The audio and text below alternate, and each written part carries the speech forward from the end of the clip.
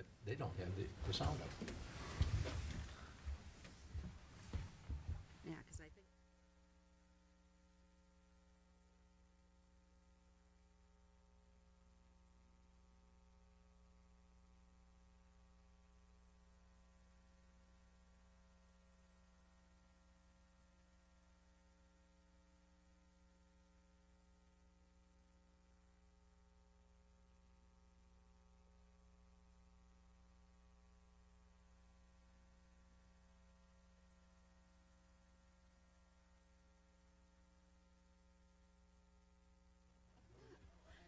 I should have get you some of that beautiful French wine from the boat.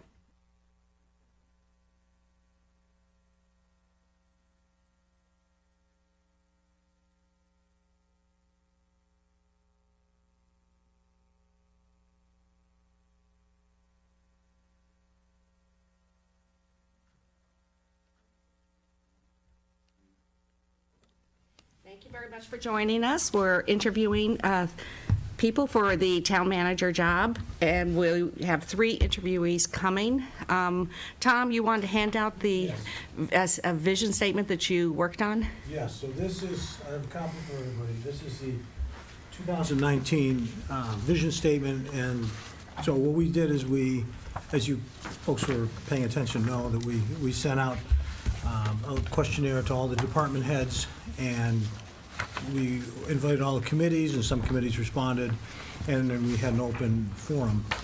And so then this is the compilation of all the responses we got about, you know, where our town is at, where we want to be in the future, and so it's just a supplement for, oh, and I have one for Jackie. I gave one to Jeff. Oh, okay, and, no, it's just for the board. We gave one out to all the people on the selection committee before, but at this Thank you point. for your work, Tom, because I know it was a lot of work, meeting with the groups, collecting surveys and questionnaires, and just getting input from as many different groups in town. That was important, and then we did get together a town manager search committee. We had about 25 applications come in. They interviewed 8, and they narrowed it down to 3 lovely candidates. And Mr. Lynch is going to be running a little late due to traffic on the Pike, so we're going to begin without him. The first candidate, I was wondering if you could introduce yourself. Thank you for coming, and take a few minutes to tell us how you believe you would be successful here and how you see serving as the Longmeadow Town Manager fitting into the course of your career. So please start with saying your name and spelling it for Jackie. My name is Scott Zabak, and it's SZCZEBAK.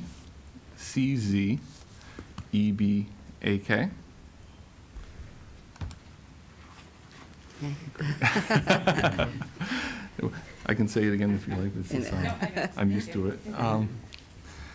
First of all, I want to thank you very much for giving me the opportunity to be here. I'm really excited to be able to talk to you today, and I think Longmeadow is a fabulous community.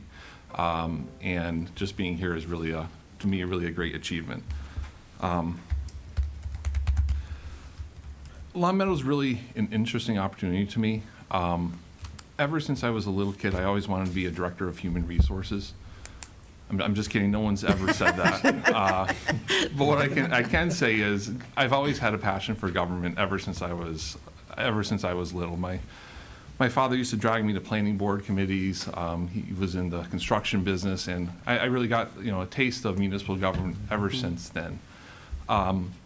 I knew I wanted to be involved in government. I couldn't stand blood or rescuing people, so I couldn't be a firefighter. I can't stand what police officers do. I just don't have that skill set. I'm not as great with numbers, so I couldn't be an accountant. I don't have the artistic or vision, so I couldn't be a planner. So I was able to go to law school and kind of develop my skills from there. Even then, I wasn't really quite sure what I wanted to be. I received a bachelor's of political science at UMass, and then after that I went to law school at Western New England College, now university. But at UMass, I actually had my first internship with the Executive Office of Environmental Affairs to kind of see what was available on the state level. After that, I worked as an internship with Senate Majority Leader Linda Malconian, and then I was actually hired by then Senate President Tom Birmingham to run his Western Mass campaign. After law school, Mayor Bissonnette in the city of Chicopee asked me to become part of his staff. That was after an internship that I had in the law department of the city of Chicopee. He appreciated the work that I did for him. And after I graduated, he wanted me to become part of his staff. And during that time, you know, I really got a really broad variety of what municipal government really means. Working in the mayor's office really is a unique experience. You're able to learn all facets of government, from public safety to zoning to the legal aspect to health, to handling customer complaints and helping to get the grass cut and the roads plowed. But what Mayor Bissonnette asked me to focus on was human resources. There were some issues that were coming up, and he asked me to kind of focus on that, specifically some firefighter contracts and some other personnel issues. When the director of personnel left, he asked me to take over that. Again, you know, it wasn't exactly a career goal of mine to become a director of personnel, and I sort of fell into it. But once I started learning about it and becoming more and more aware of exactly how human resources play a role in municipal government on a daily basis, it was something that I really developed a passion for. I mean, really being able to help department heads and employees achieve their goals and functioning as a major partner in municipal government was something I really fell in love with. After working with the city of Chicopee, I transferred to the town of Wellesley. I wanted to get a little bit more experience in municipal government with a town environment, and also kind of focus more on the human resources side with it. With the city of Chicopee, it was more of almost like an assistant deputy mayor. And with the town of Wellesley, it was really more specific just to human resources. And I'm at the point where I want to kind of expand my horizons. And I feel that in my career, I've developed a lot of skill sets that I could really use as a town manager and really apply everything that I've learned from a human resources director in that type of position. And LaMetto is really interesting because I am a local person. I was born and raised in the city of Chicopee. I had my start in the city of Chicopee, UMass Amherst. I'm a graduate of Cathedral, and I live in Palmer right now, and that's the furthest east that I want to go. I drive an hour and a half to the town of Wellesley right now. And I really am committed to Western Massachusetts, and I love Western Massachusetts. And this is just a great opportunity, and LaMetto is one of those exclusive, really amazing communities I'd love to be a part of. Great, thank you. Please tell us about your leadership style and give some examples of your approach to working with a team and leading change in an organization and a community. Well, my leadership style is probably a little bit different than my management style, and I'd probably have to give two examples of my leadership style. With the city of Chicopee, my leadership style was more focused towards adaptability, mostly because I really had to take a hands-on approach. We had almost had an undermanagement problem with the city, so I had to take really a frontline approach. So, for example, every Wednesday, I had to meet with our foreman in the DPW at 7 a.m. to kind of bring them up to speed on policies, to kind of help them learn how to manage their crews a little bit more effectively. And that kind of, you know, how I communicate with them would be a little bit different than how I communicate with maybe the auditor or the mayor or the city council. So depending on the audience, I had to be much more adaptable. With the town of Wellesley, it has to be a little bit more influential. So I have to be able to influence people on a regular basis. And I do that by building up, you know, personal capital, by building up trust, by showing the value of what I do. With the town of Wellesley, we don't have a town manager, we don't have a town administrator, we don't have a mayor. We actually have one of the most unique forms of government in the Commonwealth of Massachusetts. We have a executive director of governmental affairs, and we do have a select board, but we have an almost completely horizontal form of government. So I don't actually report to anybody. I have a HR board that meets once a month, but I don't report to the selectman or the executive director. The same applies for the DPW. They actually report to an elected board. Board of Health reports to an elected board. Library reports to an elected board. So almost every single department reports to an individual siloed elected board. Even our personnel policy states that they don't have to follow them. They can actually adopt them individually by each board. So as a human resources professional, I need to be able to show values, be able to influence people to buy into a system where we can all get along and kind of move forward as one unit. So I have to be able to have that to bring everybody together in one unison leadership capability. Thank you. Tom? Okay. How would you help develop a vision for a community? How do you sell that vision to the community? And how do you respond to people who say, well, we've tried that before and it didn't work, or it'll never work because, you know.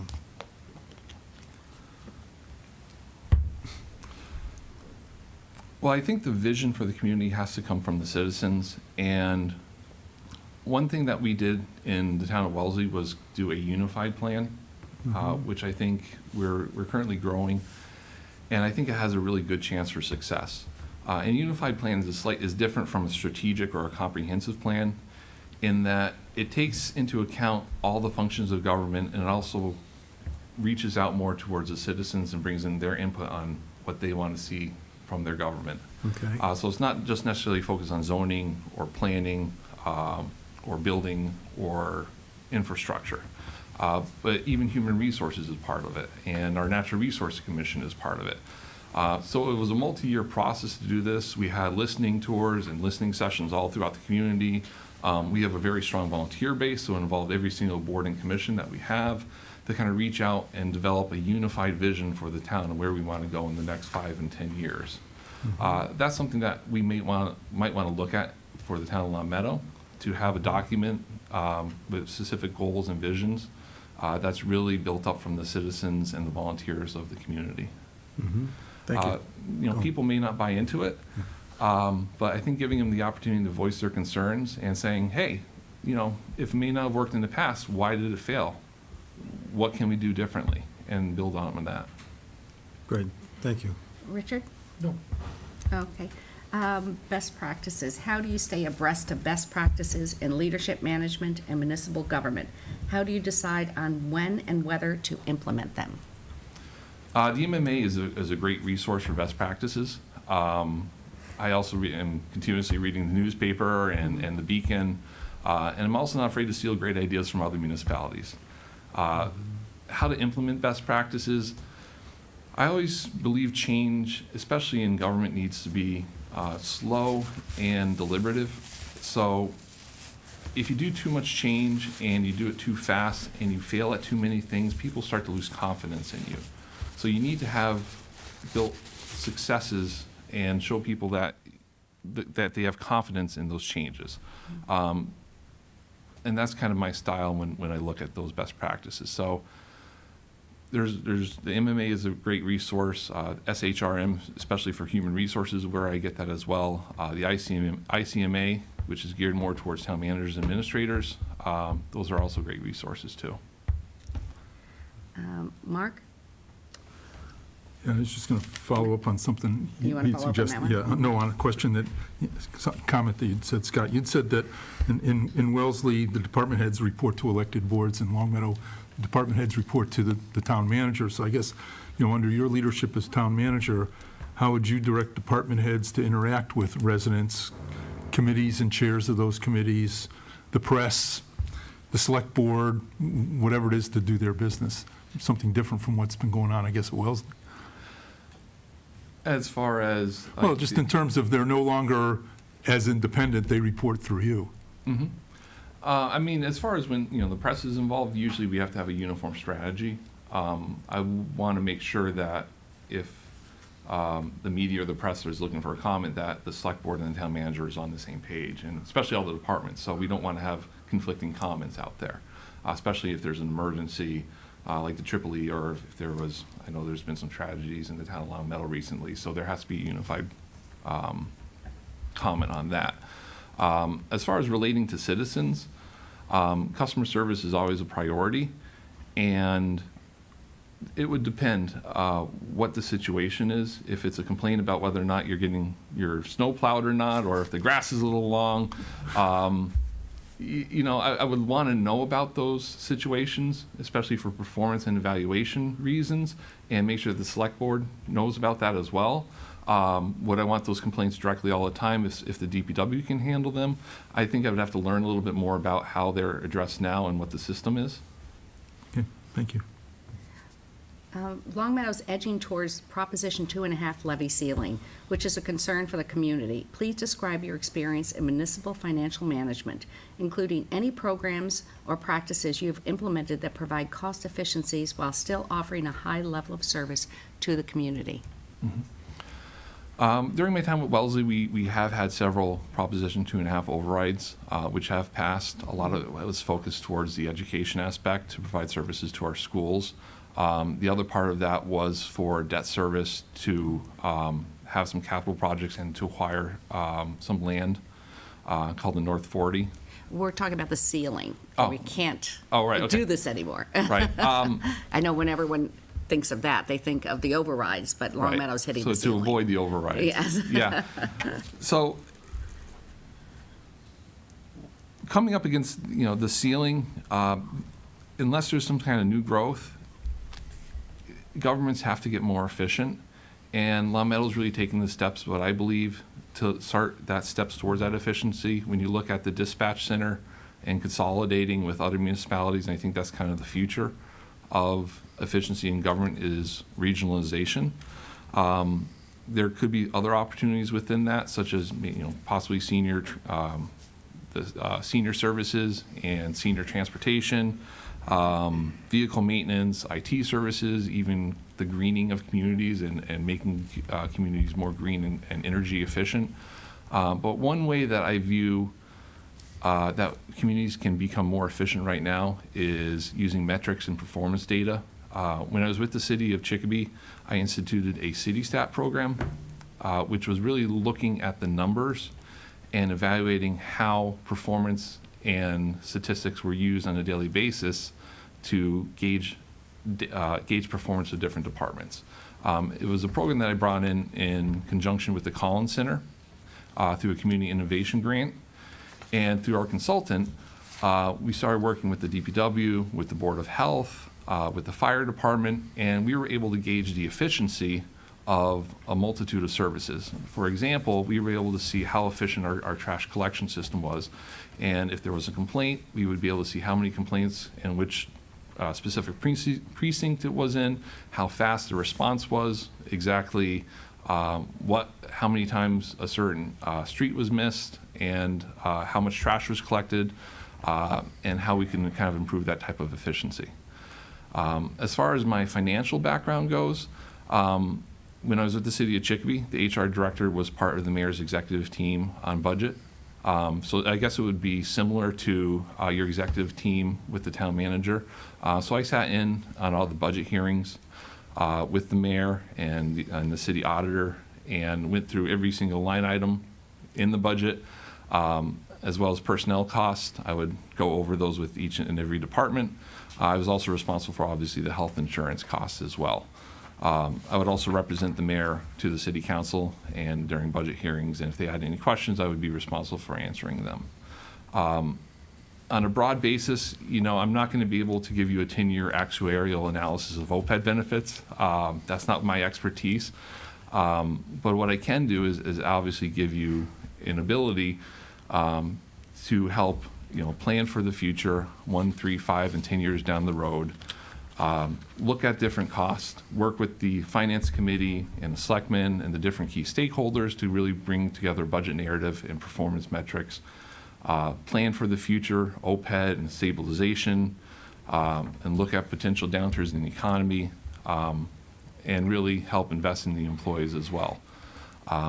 In the town of Wellesley, I'm responsible for making sure that all the contracts for collective bargaining are properly costed out, as well as obviously the HR budget. So I'm on this side of the table versus in my role of the city of Chicopee, I was on the on the mayor's side of the table. So as a department head, I do have that experience, but also on a more micro level, I do have experience working with individual departments.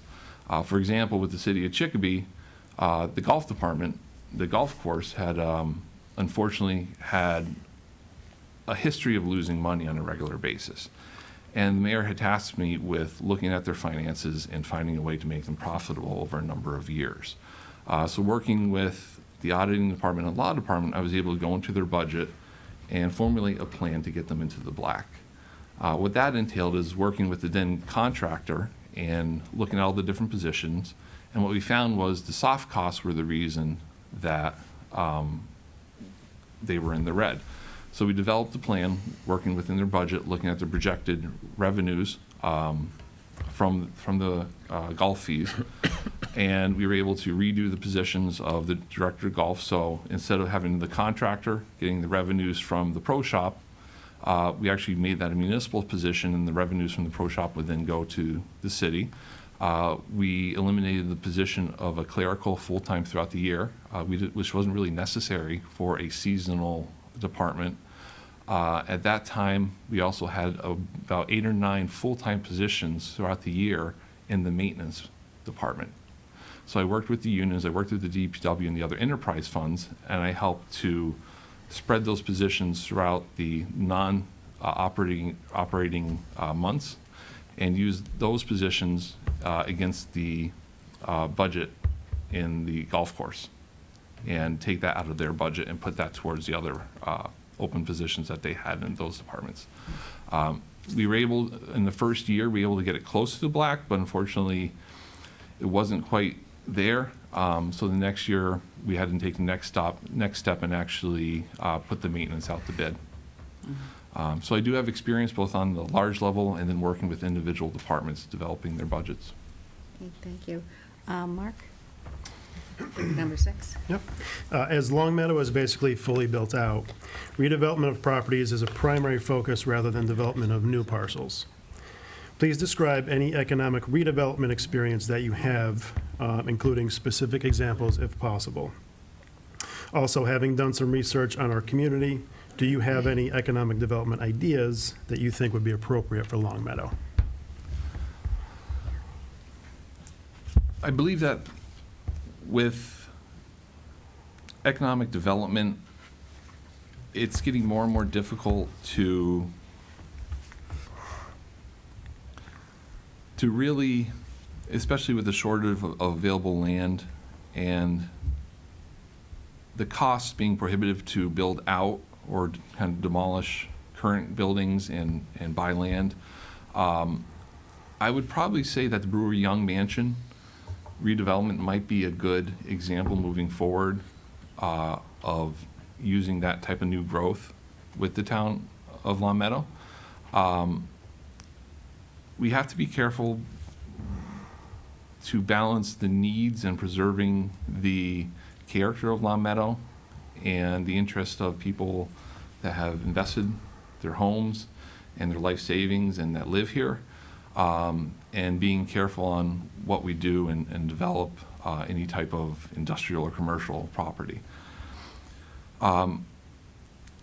There's the ability to overlay districts and 40R, but when you look at the town on the map, I mean, even where we are right now, when you look at the Long Meadow shops, there's not a lot of opportunity for growth. I know you just had that recent expansion, but if you look to the north, there's geographic problems going there, and there's also homes. If you look to the south, there's multi-million-dollar mansions that prohibit further growth there. If you look to the west, you have the high school and the playing fields, and you look to the east, you have the church, and you have more homes. So even expansion of what's traditionally your shopping center would be prohibitive.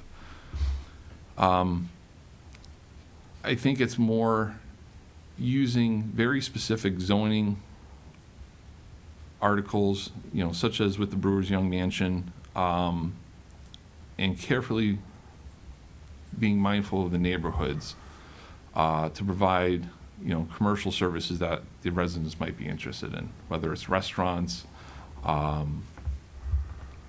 small commercial spaces, areas like that. As far as my experience, I do have some experience with economic development and zoning. When I was with the mayor's office, again, one of the projects that he asked me to work on was the development of Face Mate and Uniroyal. When I was in law school, I worked with Dennis Tully, who was a attorney that focused on land title and kind of land history. And the mayor, knowing this, asked me to do a history search of the 74 acres of the Union Oil Facemate property. At that time, it was still held in private development, and there was a conversation of whether or not the city was going to take it over. And if they did take it over, there is a major liability because of the asbestos and the PCBs that were inherent in those types of buildings. So I did a lot of background research for the mayor on that, looked at all the different buildings, did a history of that, and presented that to the mayor. Unfortunately, I left the mayor's office in the time, and that was actually given to Chris Nolan, who took over my position, and he ran with that over the next several years and did a great job, brought in companies like VHB and Beta that then developed the entire structure of the redevelopment of that. But I think just with the town of Long Meadow, with economic development, it's just a difficult situation, and I think it goes back to having a unified plan that all the residents can kind of buy into and getting that input on what people want and where, and that people aren't surprised by it. It's really just finding out what's acceptable. I mean, you're not building a solar farm, and I know that there was the issue with the pipeline, and you don't want to be surprised when it comes to zoning. You want to be proactive rather than reactive, and I think it would, again, start with having a unified plan. Thank you. Tom? Okay, please tell us how you communicate to both internal and external audiences in your current position. Do you have any ideas as to how you would improve methods of communication in Long Meadow? And please give us some examples of methods you have used to engage citizens with the community, and have they been effective? Internally, I'm a big proponent of getting off the computer and not using email. I think far too often people rely on email, and it's impersonal. And one of my biggest pet peeves are people in offices literally 5 or 10 feet from each other, and they're emailing people. As a human resources director, I always try to bring that personal touch to things, and I will get into the car and I'll drive down to the DPW just to talk to the DPW director rather than email him. I will go to the health department and talk to him rather than email him, just so that they see a face to me all the time. I'm a big believer in just walking around and managing by walking around sometimes. Email is a necessity. Unfortunately, I think we far too often rely on it. I always try to pick up the phone as well, especially with Wellesley's volunteer base. We have night government and we have day government, is what I like to describe it as. And day government is the directors and the regular, the town hall people, and night government are the volunteers, and they have day jobs. So unfortunately, the personal one-on-one meetings aren't always possible, but you have to be able to pick up the phone and talk to them. And that's what I try to do. As far as citizen outreach, I'm very familiar through my time with the mayor's office. That was one of the Mayor Bissonnette's biggest thing is citizen engagement. So I learned from him to do citizen engagement through ward meetings, through if there was an issue on traffic on Burnett Road, he would say, send out flyers, put something in the utility bill, get something together for Litwin School, and let's meet, let's get everyone together. So I think that's probably the best way to get citizen engagement, is just to have regional meetings, and then with social media, that's another way that we could do it. Unfortunately, in human resources, it's a little bit less engagement with the citizens because we're more of an internal department. And social media wasn't as big when I was in the mayor's office. We've tried it in human resources, and the response hasn't been as overwhelming as I'd like. So we do have a Facebook page, but it hasn't been as popular as I wanted. Okay, and as far as, we have town meetings, so you'd be in front of the whole town. How do you feel about those kinds of situations of public speaking? I'm absolutely fine with it. When we did our town government study committee about 3 years ago in the town of Wellesley, I was the first department head to actually speak in front of our town meeting. It's always been a tradition for the chairperson of each board or committee to present, and if there was ever a question, the chairperson would take the question, run to the department head, run back, and answer the question. Okay. My chair at the time, John Roslansky, had said, Scott, just give the presentation and just answer the questions. So after about an hour and a half, fielding questions about the changes that were proposed for the town government, I had gotten pretty good remarks that it was the best HR presentation they'd ever seen. So I have no problem speaking in front of people. Okay, thank you. Richard? Yeah, personnel management. Please tell us about your approach to motivating and evaluating employees, how you prefer to interact with employees, and how you build your organization's morale. You basically have already touched on some of those pieces, but I want to give you some other aspects of this one, too. What do you look for in choosing new employees, particularly your department heads? Tell us how you hold your employees accountable in maximizing their performance. How do you help or mentor department heads to develop as effective leaders? And how involved have you been in collective bargaining? And if you want me to read those again, I will. Yeah, In 2 minutes, no. Yeah. yeah, if you could. How about if we start as, please tell us about your approach to motivating and evaluating employees. I think motivation really stems from providing employees with a good work environment. And what I mean work environment, I mean giving them an opportunity for advancement, making sure that they have the proper tools that they need to succeed in their job, giving them an opportunity for professional development, and making sure that the work isn't just stagnant all the time. A lot of times people think that morale is just having a cookout or having a birthday party, which is fantastic, and those and those have a role in it. But it's great to have a piece of birthday cake, but they get the birthday cake and they're still disgruntled at their desk. Morale is having it on a regular basis and making sure that they have the tools that they need and that they're properly compensated and that they have the opportunity to grow within their job and that they're being managed properly as well. So it also stems from making sure that the managers are giving the employees what they need as well. Okay. How about the evaluating your employees? We do have the yearly evaluations, which I think every municipality has. Personally, I don't like those, but our compensation is based on that. Evaluations need to be done on a regular basis. They can't be something that happens once a year. Managers need to be able to reach out to their employees and have regular meetings with them and address problems in a timely manner. But they also need to be able to give praise and give good feedback as well. Okay, I'll only hit you with one out of the four. How involved have you been in collective bargaining? I've been very involved. I threw you a softball in, didn't I? Yeah. Both with the city of Chicopee and the town of Wellesley, I'm the lead negotiator for all the collective bargaining agreements, excluding the schools. I've also done the bargaining with the health insurance negotiations, which involve all of the collective bargaining units, schools too. So I'm very adept at that. Okay, thank you. Oh, you want to take the next one, too? Project management.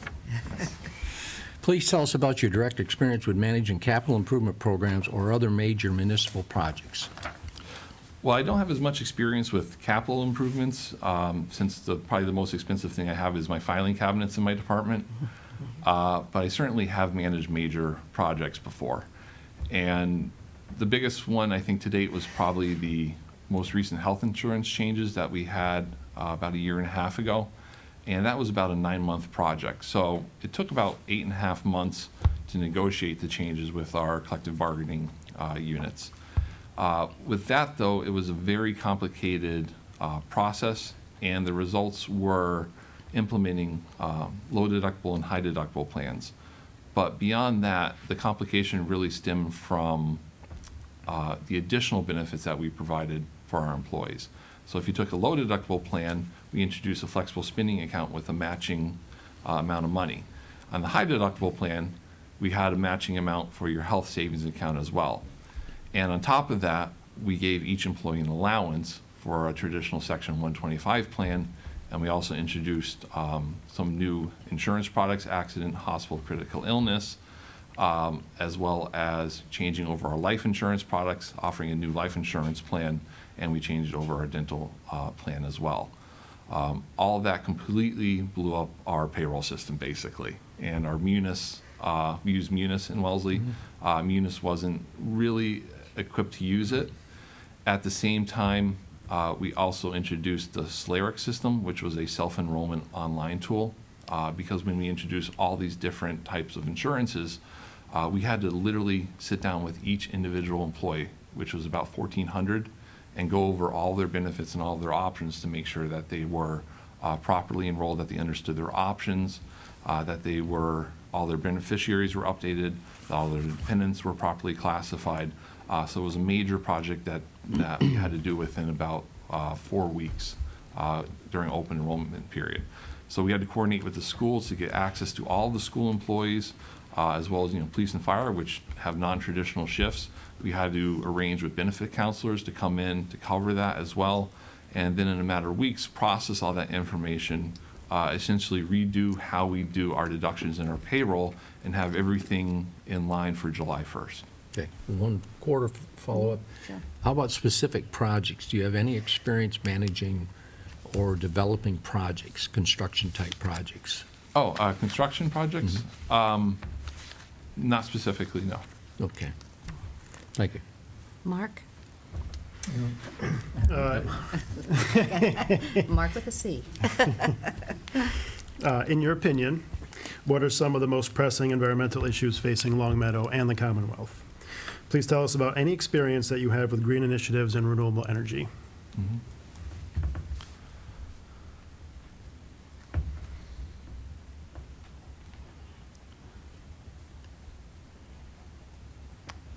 The most pressing environmental issue for Long Meadow, specific to the community, I would probably say the preservation of open space. And open space is something that you really can't get back once it's gone. Open space helps with property values, it helps with quality of life, it helps maintain health and activities. And once it's gone, it's gone. Very rarely does a community have the opportunity to either purchase or obtain any type of open space. As far as the Commonwealth, I think we were fortunate to live in Massachusetts, where you have the mountains in the west and the seashores and the coastal communities in the east. Climate change is obviously probably the #1 concern for most people, but I would probably say properly utilizing energy efficiency. And I think there's a great opportunity for communities to work with the state to utilize green energy, take advantage of grants. I know with Governor Baker's recent push to combat climate change, there's an opportunity to take advantage of that funding as well. Mark Gold? I was going to follow up on something else you'd said. HR is traditionally thought of as, and you've been HR director of the last couple of positions, internal, kind of focused it, and yet the departments that we hear the most about are those that face the public, DPW, Parks and Rec, our housing department, building department. What experience have you had with some of those, what I'll call forward, public-facing departments, specifically either it's the DPW or the housing department or Parks and Rec? Experience as in supporting them? Yeah, or in working through their issues, right? Oh, they're probably my primary customers. In Wellesley, the Facilities Management Department, DPW, Library, those are the biggest departments, and obviously usually have the biggest issues. Same thing with the city of Chicopee. DPW was the largest department, so they proportionally had the largest number of issues. But I would probably say, whether it was Mike Paxis or Dave Cohen as DPW director, or Stan Kulig in the city of Chicopee, they were probably my #1 phone call most of the time. And in terms of their work with the public, did you get involved with that at all? Not necessarily with helping them work with the public. I have done customer service training with the city of Chicopee in the past to kind of help improve customer service. I partnered with the Kittredge Center at the Holyoke Community College to do customer service training days, which was pretty successful, and that helped their employees. So we've done that before. Okay, thank you. Please describe your approach to goal setting for staff and for yourself. How do you prioritize when there are multiple objectives and goals to be worked out? Please describe a goal that you're working on in your current position, how it was initiated, how will you measure its success? You want me to go one at a time? How do you describe your approach to goal setting for yourself and your staff?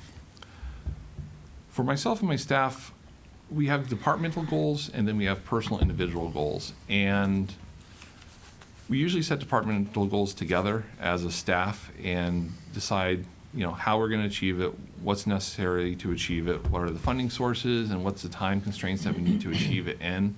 As far as individual staff developmental goals, I usually like to focus on specific ways that we can increase, usually how they can become better as either an employee or as a person. So not so much departmental goals, but focus on areas that they may not have focused on in the past or be familiar with. In my staff, certain positions have focused on certain areas. Cheryl in my office really focuses on the hiring and the job classification systems. Bahia really focuses on the benefit side, and Joanne is kind of like the face of our department, and then Jen does the workers' compensation and the injuries. So I tried to bring them into different areas. Like last year, I brought Cheryl into the collective bargaining, so she actually sat with us in the library collective bargaining sessions. I'm working with Bahia so that she actually is going to go to the Hay. We use the Hay system in the town of Wellesley. She's going to be coming to the Hay conference with me to get trained on using the Hay system. So it's really getting them out of their comfort zones on what traditionally they've been used to. So that's kind of what I try to do. And describe a goal you're working on currently. How is it initiated, and how are you going to measure its success? On my own personal goal? Yeah. Right now we are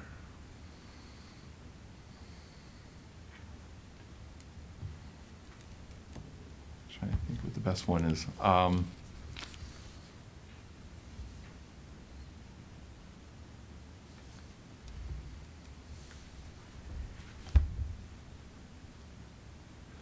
One of my goals that I worked with my chairperson on is actually becoming more transparent with how we use the classification system in HR.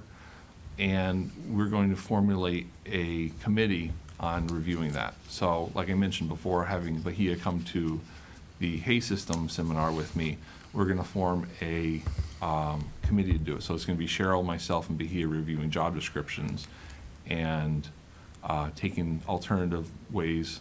We're going to alternate who takes the lead and then having it peer reviewed. We're going to get feedback from the different department heads and the committees and different stakeholders in the town that ask for us to re-hay the jobs and see if it's been more successful.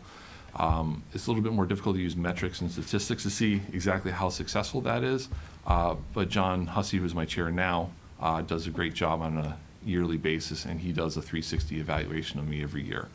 So I expect to have that done in July to see if I have more improvement on the transparency side of that. And cohesion, if you see conflicting decisions emerging from various town committees, how do you work with the committees to bring a more cohesion to decisions impacting the town? We get conflict sometimes. I think it's really more about the process and making sure that everyone's heard and that the process has been open and transparent. Sometimes taking a step back and me being a mediator helps a lot. I'm no stranger to conflict, unfortunately, and I'm not afraid to be the mediator role. And sometimes that's kind of the job of HR, especially between different departments. With anytime that there's limited resources, there might be there's a little bit of a push and pull to try to get those resources. So it's really going back to the process and taking a step back, sometimes separating the parties and saying, what's your real objectives? What are you trying to accomplish? And seeing if there's any common ground that they can achieve. I think that rolls perfectly into Tom's question. Yes. Tell us how you would work to resolve conflicts and disputes. Please include an example of a time where you had a polarized issue. How did you address the issue, and were you ultimately able to get anything accomplished? Trying to think without breaking any confidentiality. Most of my issues actually involve, unfortunately, confidential As a personal human issues. resources, sure, yeah.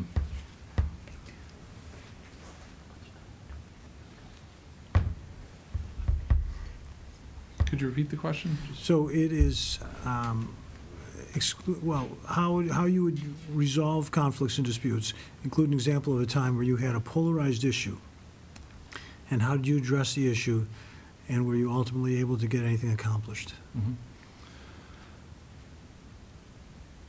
Currently, I'm actually working with 2 employees. I don't know if this would answer your question, or if you're looking more towards like between board chairs and committees, or Well, apply it to something a town manager would probably deal with more. Yeah. So I'm currently working with 2 employees. We have a supervisor that's been in there a long time, and an employee that was transferred pretty much, unfortunately, due to some budget constraints against his will into their facility. And over a number of years, they have had some conflicts and trying to avoid breaching any confidentiality. I've been trying to work with them for a number of months now, and it's becoming apparent that there's some resentment towards them, and they're just not moving past these issues. So realizing one of the successes that I've had in the past is bringing in a third party or a mediator to work with each party. And Maya is a great resource, and they actually provide free mediation resources for this. And the person that we use meets with them individually, and they're meeting again next week as a group to try to resolve these problems and move past some of the, I guess, deep-seated issues that they've had together.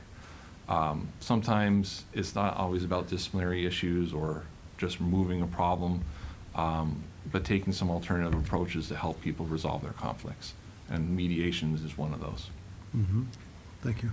Here's the biggest question. Relationship with the Board of Selectmen. Can you describe your overall relationship that you vision to have with the Long Meadow Select Board? What about goal setting, objectives? Imagine a scenario where the Select Board's taking a position or moving a direction you believe would be harmful for the town. How would you handle this? Or if 2 selectmen oppose and both want you to do something different. That rarely happens. If you had, how would you set the goals, and how would you handle conflict within the board and with you? Well, I think, again, it goes back to process and making sure that everything is open and transparent with all members. It's a little bit more difficult with the public board because you have the open meeting law and you have restrictions with that.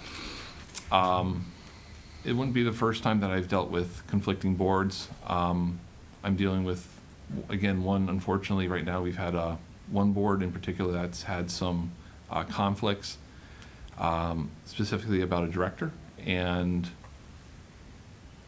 half the board supported the director and the other half,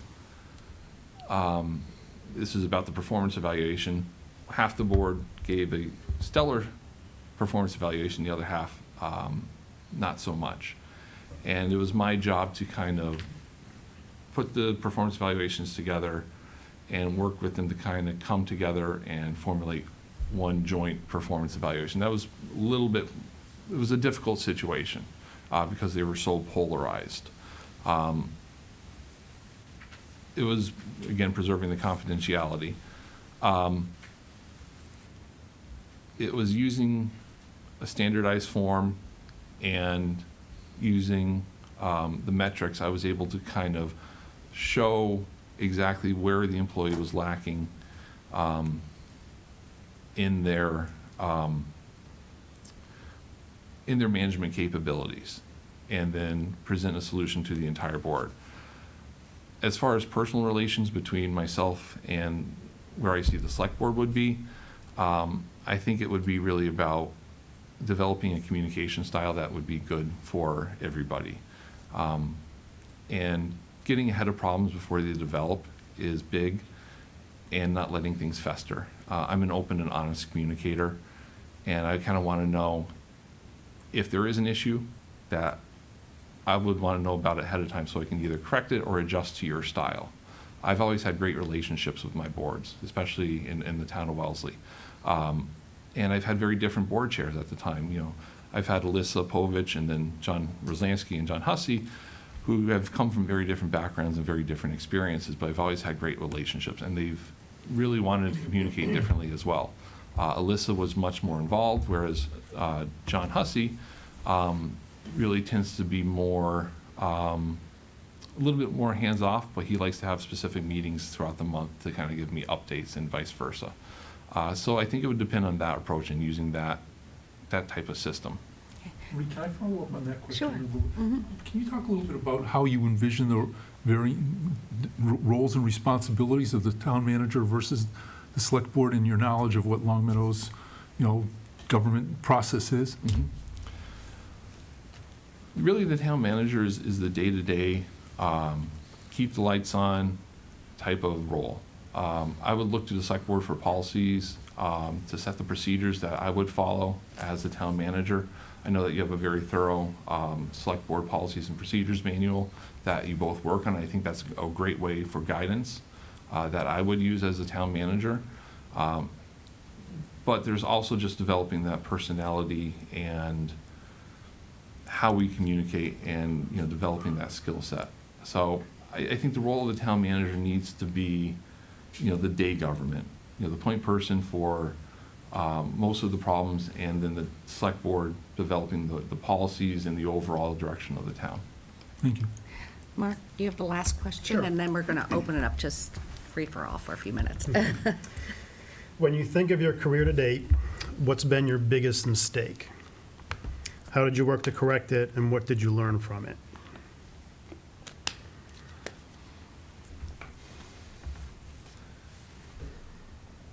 I would probably, my biggest mistake would be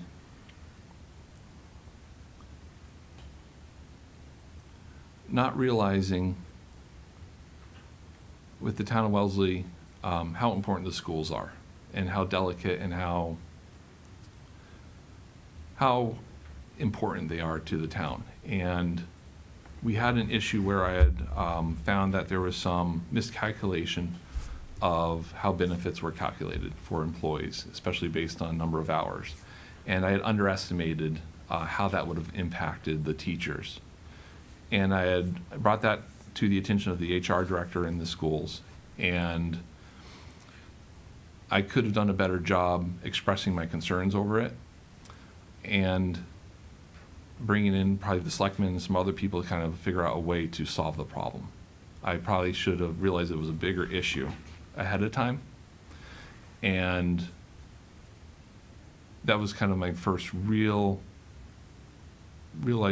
that the schools are really different than the town side, and they have a much bigger probably spotlight in Wellesley than the town side do.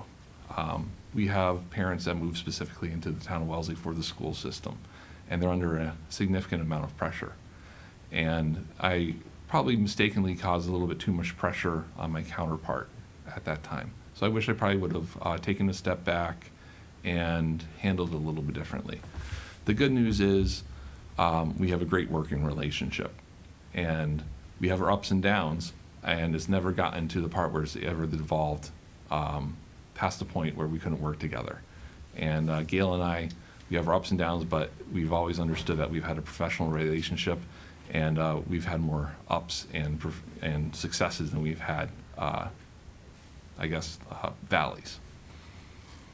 It's now open to questions that anyone might have. Mark? Thank you. I'm And wondering, then we'll- should we close the door? Because the next, No, it's an open meeting. It's an open meeting. Open meeting? Yeah. no, Yeah. didn't, okay, just, Just a quick question, Scott. Should the town manager be answerable to issue advocates? Whether they're citizens groups, or that kind of thing? Answerable as in, Respond to it, do what, as they ask, let them talk to the town's attorney. Let's see, what else have we come across? well, I wouldn't let them talk to the town's attorney. I wouldn't go that far. I would definitely listen to their concerns. I would do that with any citizen that brings an issue or a complaint or has an idea, absolutely, I would do that. As far as talking to the town's attorney or going to staff and taking up too much of their time, I think there would be a little bit more of a line that we would have to draw in that regards. Richard? I'll pass for the moment. Mark? Sure. So I'm not sure if you're aware, but the previous town manager was also our Director of Planning and Community Development. So with him gone, we also have a vacancy for that position and those responsibilities. Can you talk a little bit about your experience with planning and community development? My experiences with planning, I'm familiar with zoning laws through my legal background, and when I was with the mayor's office, I would do research. We've always got those complaints, whereas, someone would park a 18-wheeler on a residential property, and, is that legal? And does it turn into a business if they run a daycare out of it? We've always had those types of issues, whether I was with the law department or in the mayor's office. In that time, I know Massachusetts zoning laws have really developed a lot more, and there's new ability to do overlay districts and ability for 40R. I'm not an expert on that, and I kind of believe that if you hire, you have to look towards consultants or other people that might have a little bit more experience or at least the vision to do that. I know that with the Long Meadow, you've done the Dwight Street Improvement District, which I thought was really great. And, there might be other top opportunities like that. Tom? Yeah, in your cover letter and in your resume, you talked about transparency in government, and you also mentioned it during the interview today. And so, as a position of town manager, people are going to approach you and want to talk in private about different things. And so when you talk about transparency in government, how do you make that bridge between those private conversations and transparency for the community?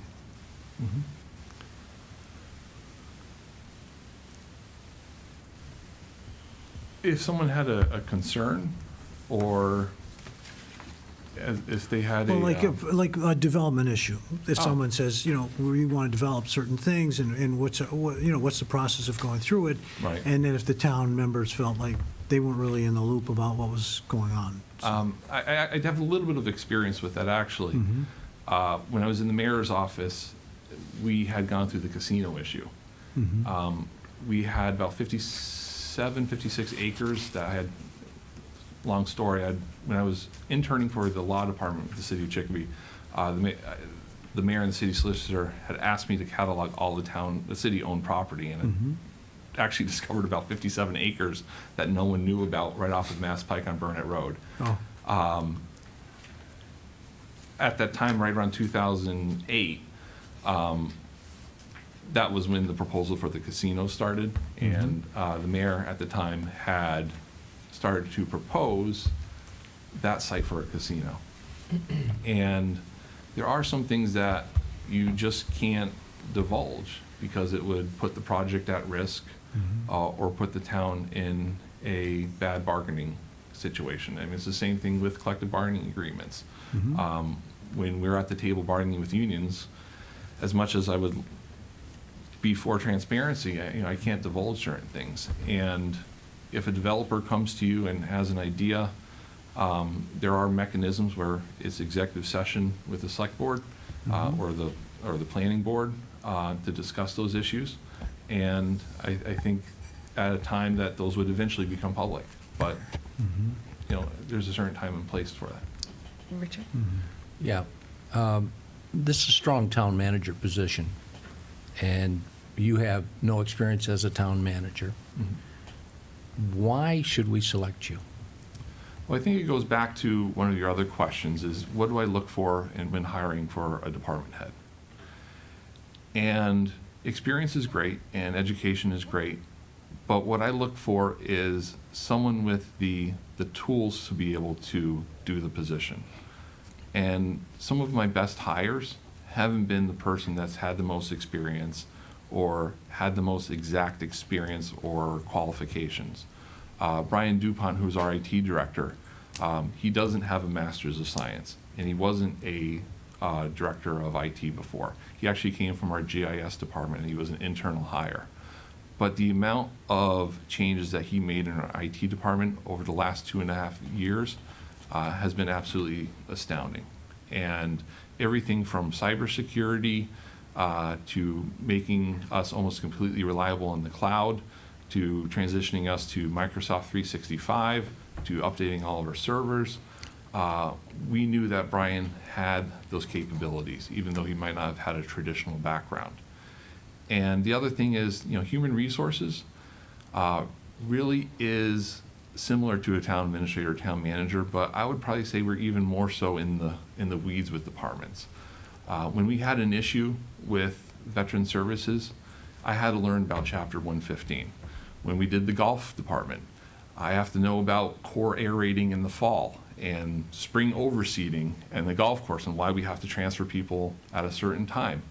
The same thing with the Council on Aging, which I'm helping right now with the town of Wellesley. How do we take out statistics with the My Senior Center software? And how is the EOEA grants funded? When I was helping with the performance employee improvement plan for the director. So I need to know all about those things. And it's not just a paper pushing position. I really need to get into the weeds on a lot of different things for a lot of different departments. So I think I really have that skill set to be able to translate everything I've learned from all these different departments and put it together and lead as a town manager. Okay. Any other questions? Okay, thank you very much, and right on the dot. You're amazing. Does he have any questions? Do you have any questions for us? Well, actually, one of my questions was, at the end of a year, how would you gauge the performance of a town manager, and what would you consider to be a successful year? Well, we have a performance management system for the town manager. We have standards that have been developed, and we go through an evaluation period. Each select board member rates on like 15, 20 different items, and then we consolidate them. We don't homogenize them, we just consolidate, and the ratings come out at whatever they are, and it's all the public documents in front of the press or in front of the TV. So you would be receiving that ahead of time, and what we often do is we sit and talk about changes that you feel in the form, make recommendations, and sometimes we make a few changes depending on our goal setting. But I think our goal setting is one of the first things we really look at, and then we decide what our expectations are of that year too. And traditionally, they've been in 4 or 5 categories, like the budget would be a great large category. Right. Communications is a category.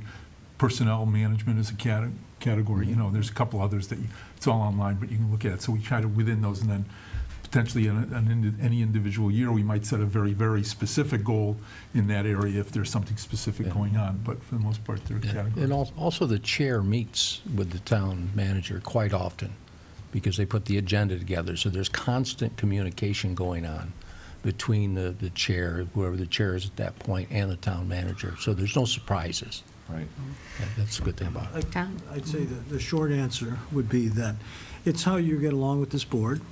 That we have a good working relationship, that we feel like we can trust each other, and that we are able to have appropriate boundaries as far as what we do and what you do.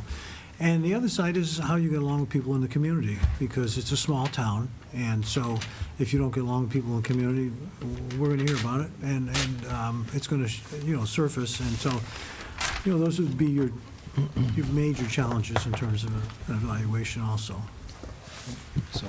Well, I do want to thank you for this opportunity. I do think that Long Meadow is a fantastic community. I do want to stress that I absolutely love the town of Wellesley. I'm not really looking, to leave it, but I just couldn't pass up this opportunity. I'm not looking just to add 3 years to my retirement. I'm not looking for a stepping stone. I'm dedicated to Western Massachusetts. I love Western Massachusetts. And I really think that this would be the next opportunity for my, next step in my career. And hopefully it'll be a long-term step for me. So. Thank you very much for coming. Thank you. So we want to take a short break and stretch your legs. Is the next candidate here yet? Okay, just to give us a few minutes to get up and move around. Thanks for coming. Good to see you. Nice to meet you.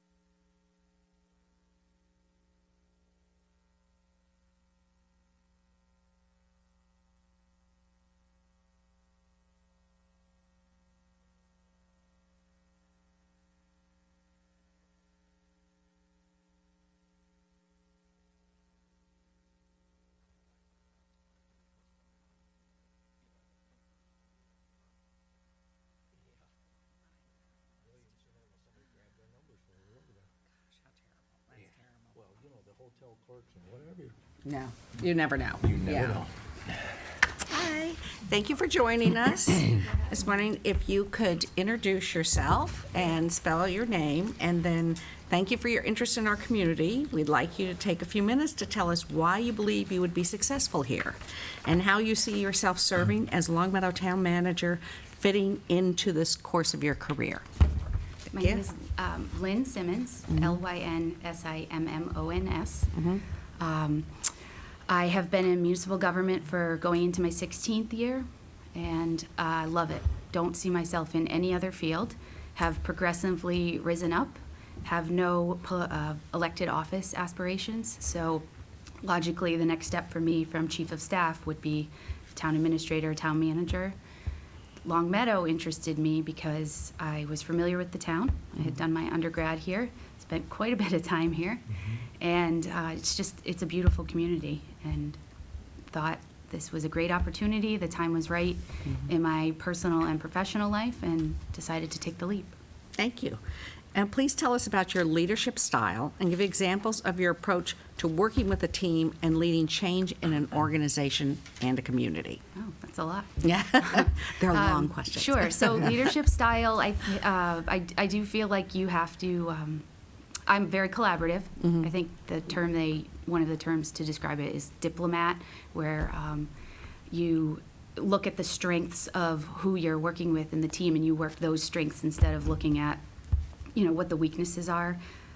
So you pull your team together and look at this person's great at research, this person's great at organization, and then you dole out the task based on that. Similar to management style, I do think you have to tweak it depending on who is with you in that team environment, because not every type of leadership works in every situation. So I do think you need to adapt and modify based on who you're working with.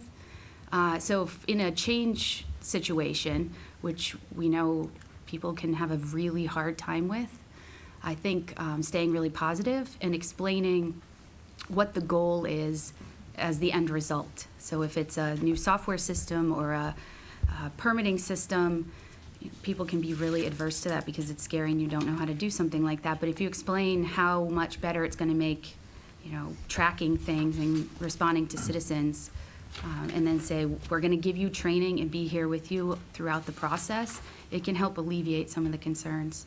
And I think also speaking with others that have gone through similar situations, it helps make you not feel like you're completely alone in something that's so unknown. Thank you. Tom? Yes. How would you develop a vision for a community? How do you sell that vision to the community? And how do you respond when people who say, I've tried it before, it doesn't work, it'll never work? So I think one of the first things would be to learn about the community, and I'm not just saying learn like I already know about Longmeadow. I have a fairly decent understanding, but meaning the constituent issues and your, meeting with all your boards and committees and figuring out what they're working on. I think that helps, or that would help guide the vision and direct the vision, because you wouldn't want to come up with some idea that possibly that committee had talked about a year ago, and the consensus was they didn't want to pursue something on that area. So first would be meeting with your multiple boards and committees and talking with them.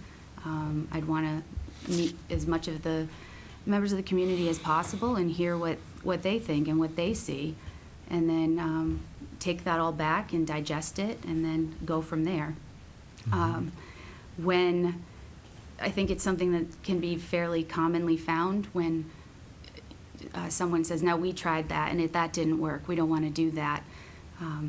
I think you would have to look at what it was they tried and why it didn't work, and if what you're trying is exactly the same or is it different, and how is it different, and what, and then learn from what didn't work that first time and figure out, is there something you could change to make it work this time, or is it truly not something you should move forward with? I think you would just need to evaluate what it is they're talking about. Thank you. Richard? Yeah, best practices. How do you stay abreast of best practices in leadership, management, and municipal government? And the second part is, how do you decide on when or whether to implement? Sure.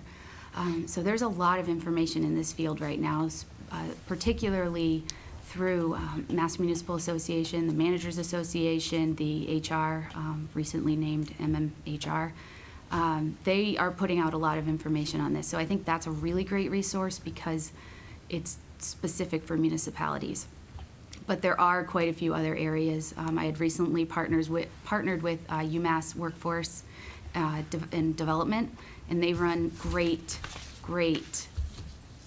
courses. Like, they were phenomenal in the course. I took it myself and then brought it into the city and trained our upper level managers. So I think there is a lot of information out there. I think it's only going to become more and more needed as the workforce is shifting and people are retiring and new people are needed to fill those roles. And municipal government isn't necessarily something you can go to school and get trained in.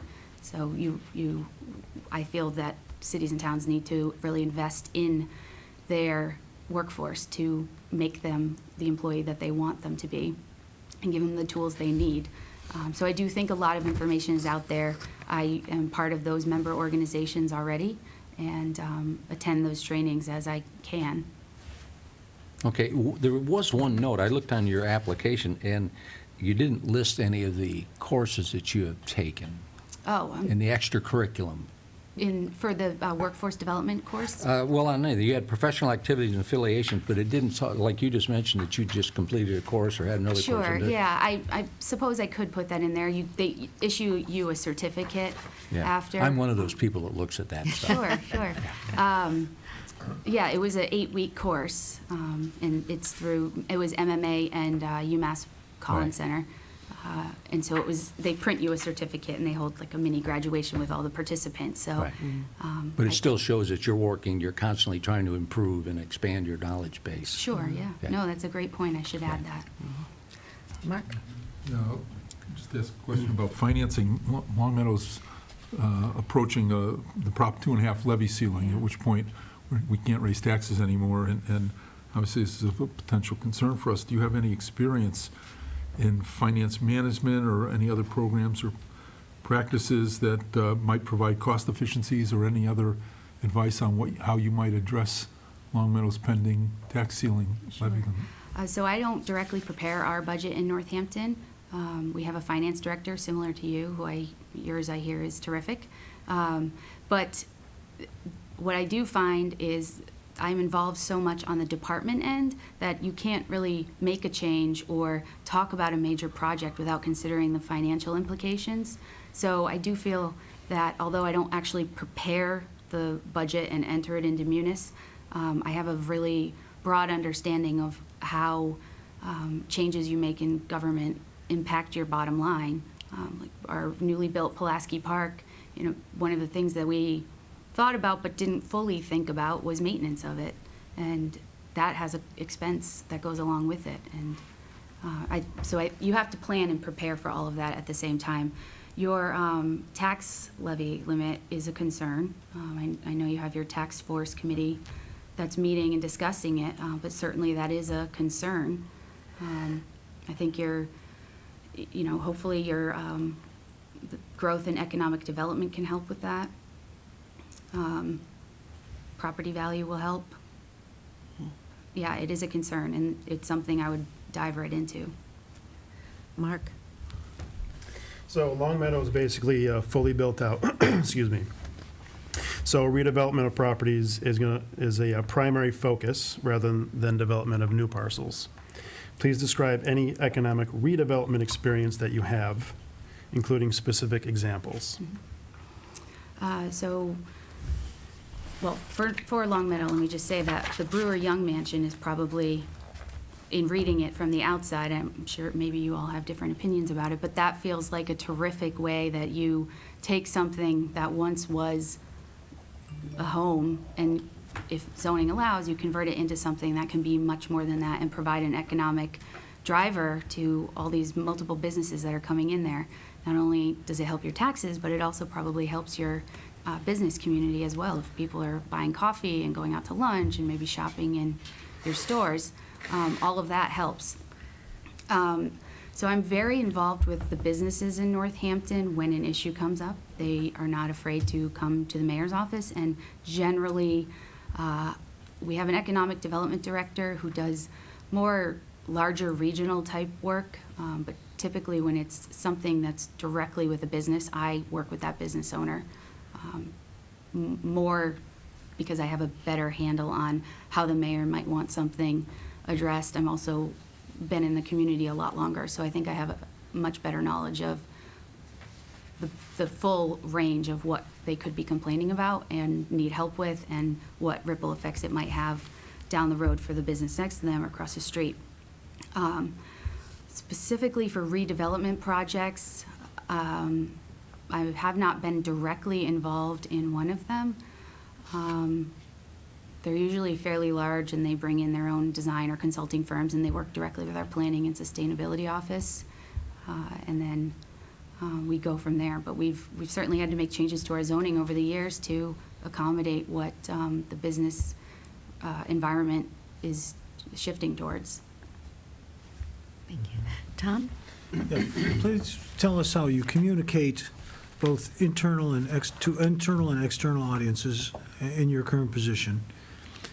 And do you have any ideas as to how you would improve methods of communication in Long Meadow? If you could, please give us an examples of methods you've used to engage citizens in the community, and have they been effective? And if you want me to repeat any sections of this, I will. So is it specific to just the community, or is it for employees? Well, the internal would be employees, and then external would be the community, right? Sure. So internal, it's a mix because we have spread out buildings, so we're not all in the same location. So it's, phone, email, primarily. Depending on the group, we will hold meetings.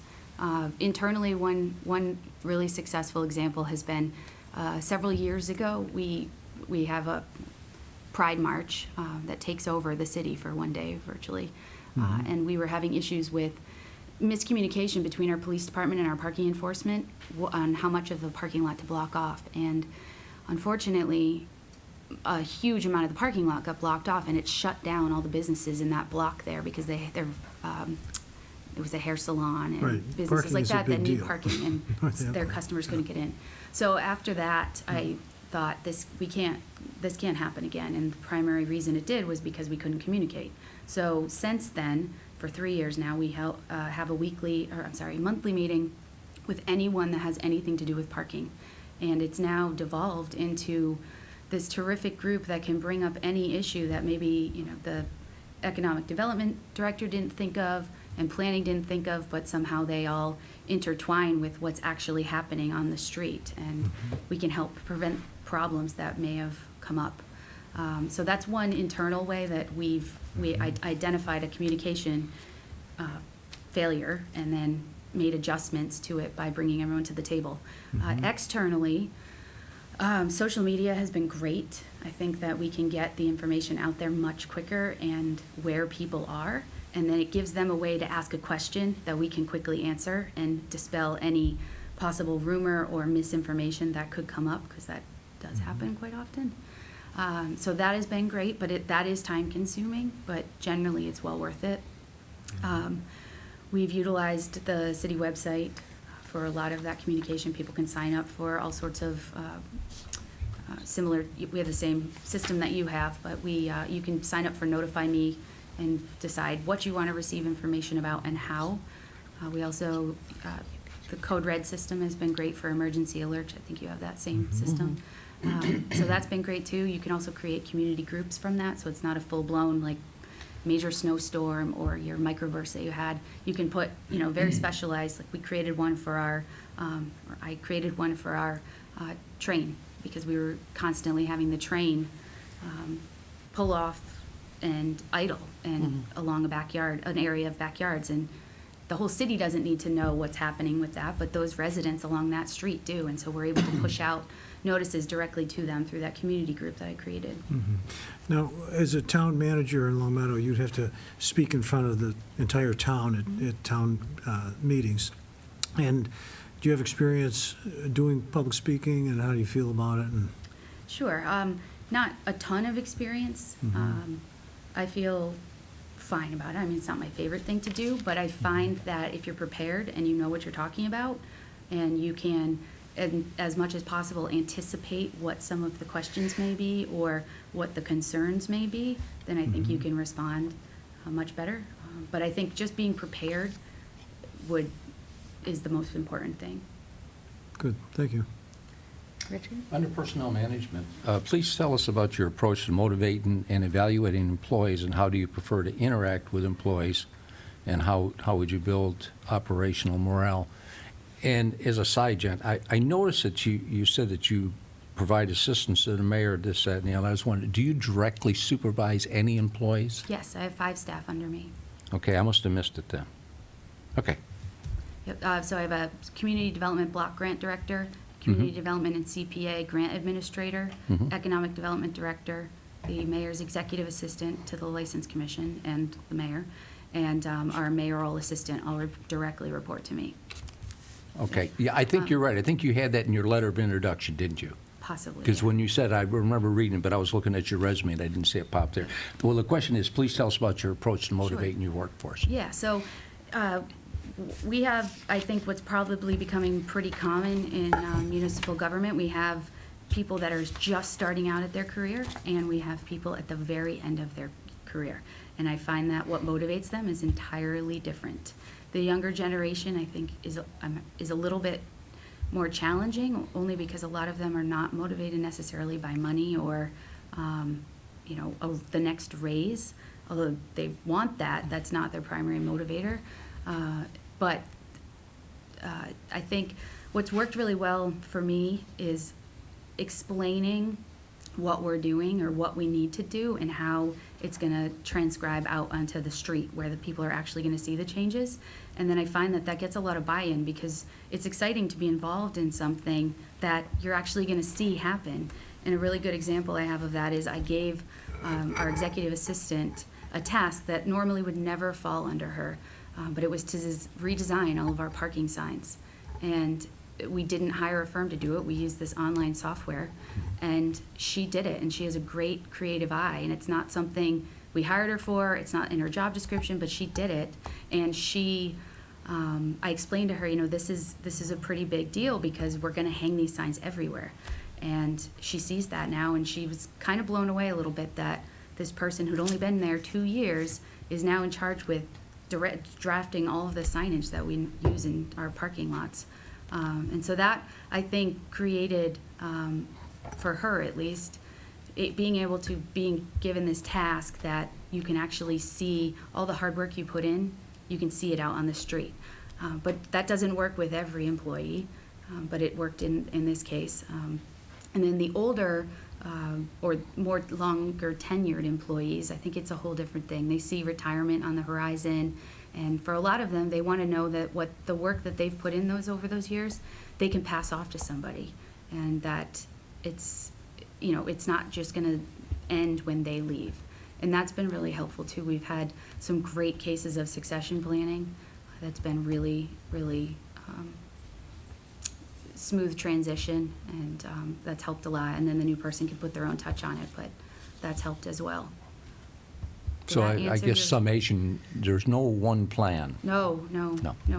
Again, so much of this between management and leadership and, interpersonal relationships with employees, I really feel as a good manager, you have to be able to tailor it to who you're trying to manage, lead, and train. Okay. Ready for a second one? Yeah. Project management. Please tell us about your direct experience with managing capital improvement projects or other major municipal projects. Sure. So capital improvement related, I have not yet been in one from A to Z. I typically get pulled in when they hit L and it died for 2 years. And we're saying, you've got all this money sitting there, where are you? Where is this project? That recently happened with our radio study. We undertook a massive citywide radio study, and some was internal staff issue and some was the consultant's issue, but I pulled it back and terminated that first contract. Working with our dispatch director, we've now gone back out, hired a new consultant, and it's completely back on track. And that's also happened with our work order and licensing system where, you know, I'm involved in the beginning, I see the demos, I watch that, somebody else takes it, runs with it, falls apart. I come back in, figure out what happened, where it is, and then get it back on track. So I've had a lot of experience doing that, but one where I've actually been involved from A to Z, capital improvement wise, I have not done that. However, I think I mentioned this in there. We just undertook a large wage and classification study for 140 positions, covered 3 unions, and then the similar non-represented counterparts. That was a massive undertaking. We hadn't done that since 1995, and I was involved with that from hiring the consultant all the way to implementing with the unions. Okay, thank you. Mark? Yep. In your opinion, what are some of the most pressing environmental issues facing Long Meadow and the Commonwealth? Please tell us about any experience that you have with green initiatives and renewable energy. Well, we recently did the LED streetlight conversion. That's been successful. I was not directly involved with that, but needed to know enough about it to be able to speak with residents because we had a large population of people that did not support the headlamps that were chosen. So I had to know more about that than I ever wanted to, but because we do have an energy officer that handled a lot of those projects, but needed to know a lot about that, and that's been really successful. And you know, certainly concerned about transportation and the impact that's having on the environment and making things more friendly for walking and biking. You know, especially through complete streets. I think that's a big issue. You know, water quality, that's a big concern as well. And I mean, related here, I've been following what's going on through DPW and the asbestos, and that's a concern, environmental concern. I can try. I can certainly try. So that's a big concern as well. There's a lot out there that that the Commonwealth is offering and that cities and towns can take advantage of. I think certainly electric car chargers, those are going to be, if they're not here already, they're going to need to be, and there are a lot of them. I see that as this major thing on the horizon, that we're going to just see more and more of them, and the demand's going to be there to have abilities to charge them publicly. So yeah, transportation and green energy and water quality, those are big concerns I have. Mark? Yeah, I want to go back to something, kind of a change here. Under your leadership as town manager, how would you advise your department heads in their interactions with residents or committees that advise their departments, the chairs of those committees, and even their interactions with the select board? How would I advise the department heads on how to interact? Yeah, I mean. Sure. So I have some really recent issues with this right now, where I have a department head that is taking things very personally and then reacting in a way that's only making the situation worse. And I'm trying to coach her on how she needs to step back and not take it personally, and that recognize that the way she's reacting is only exacerbating the situation. So I think department heads specifically and the town manager really need to take the approach of listening and then not reacting so quickly to things, maybe speaking with others and certainly relying on their staff and how they're going to formulate their response. And then also always be prepared for whatever you're saying to be on the front page of the paper. Because, I mean, everything we say and do for the most part is public.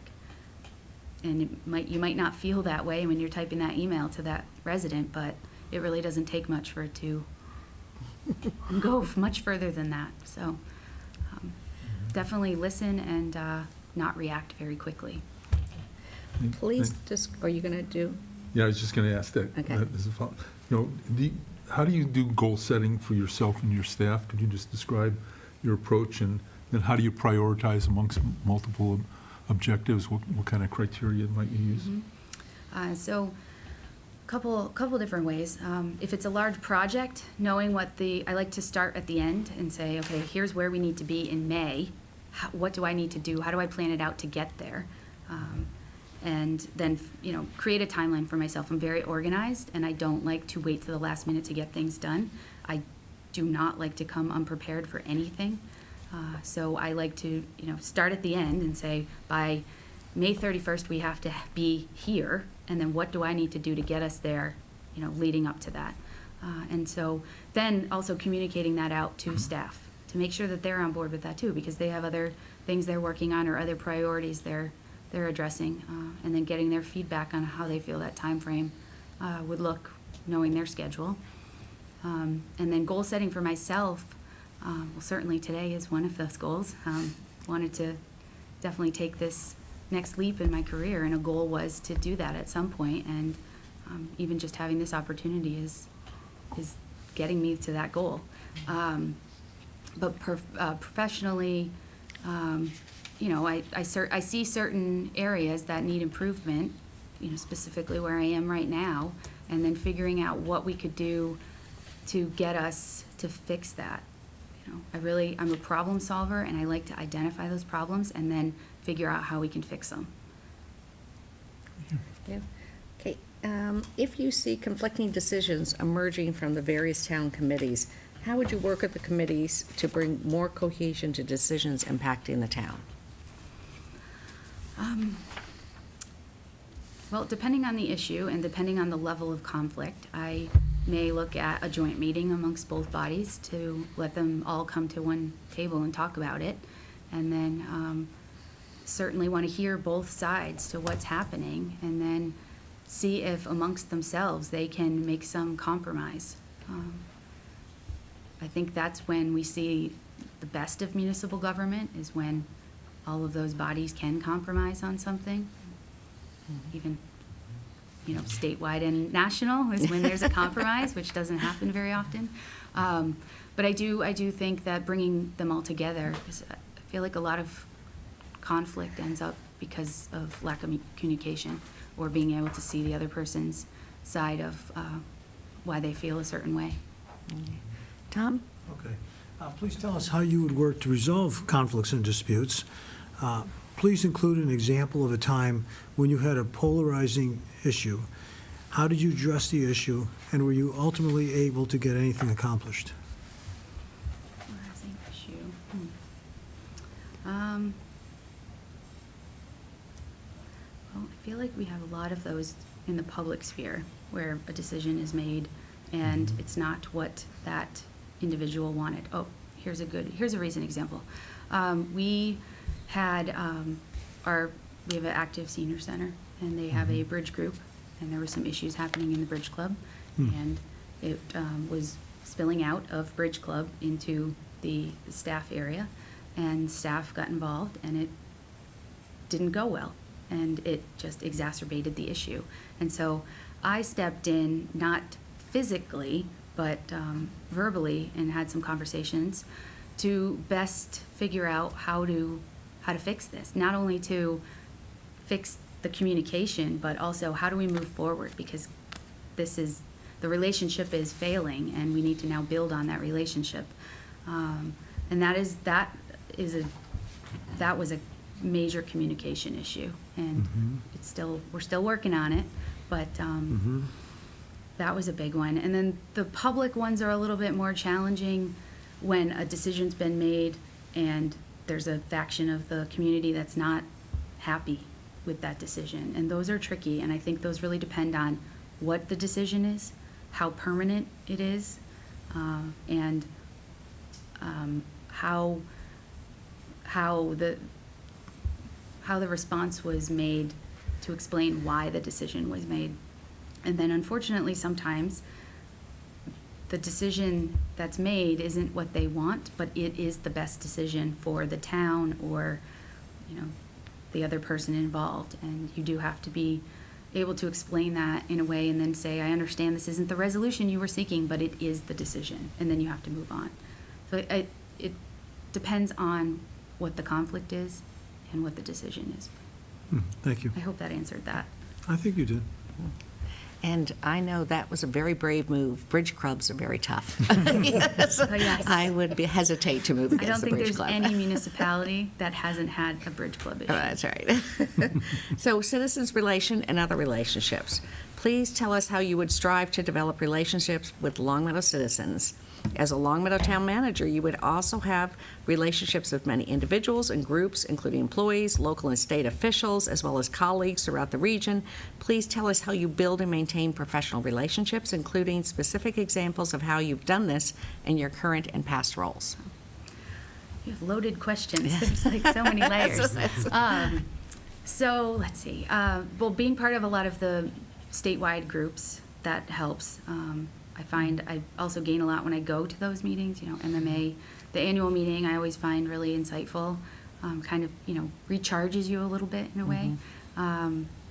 So those are great. Those member organizations and just staying abreast of all that, and then also, you know, talking with your counterparts in other areas and just networking that way. I think that's great, and that's more of a personal or professional, individual level. Can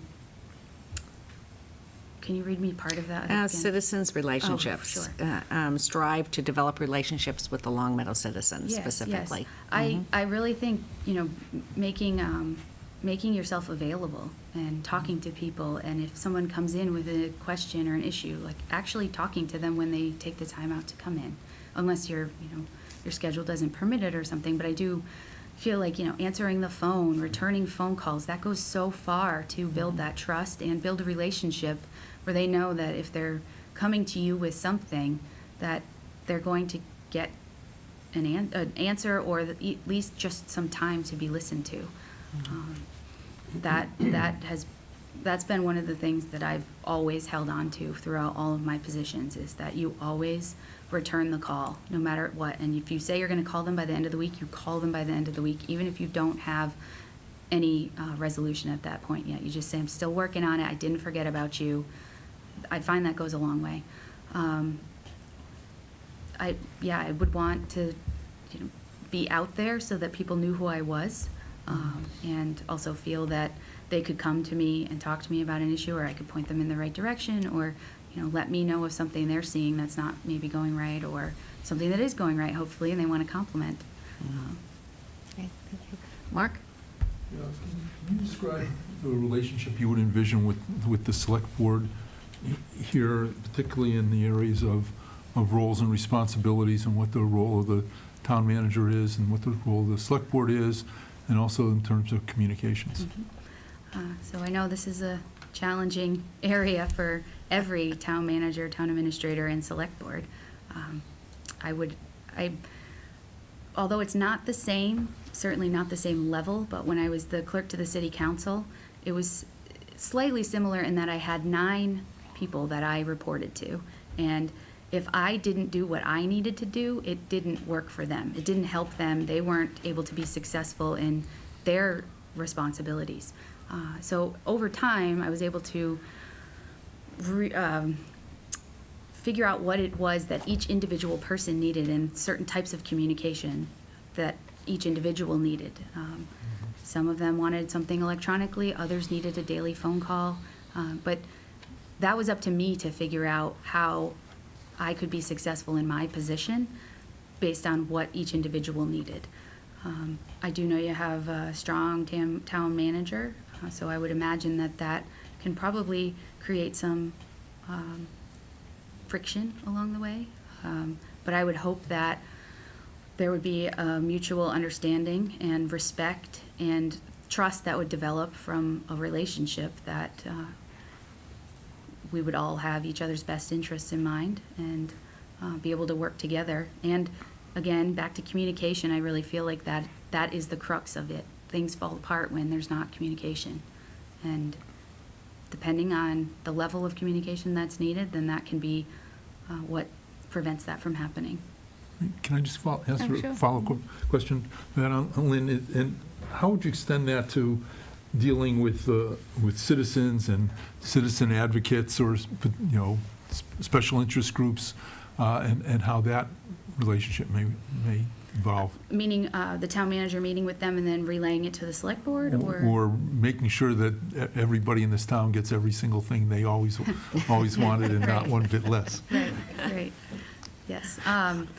Well, I would certainly meet with the group or the individual and talk to them, figure out what their issue is, and then, but you, as the town manager, and even in the role I'm in now, you have to have the bigger picture in mind too, or have to know, what this area of town may want, or this citizen group might want. That might be exactly opposite of what's happening somewhere else, and you need to be able to figure out how do those intersect, and can they work together? Or is it completely counter to what you're trying to do big picture wise?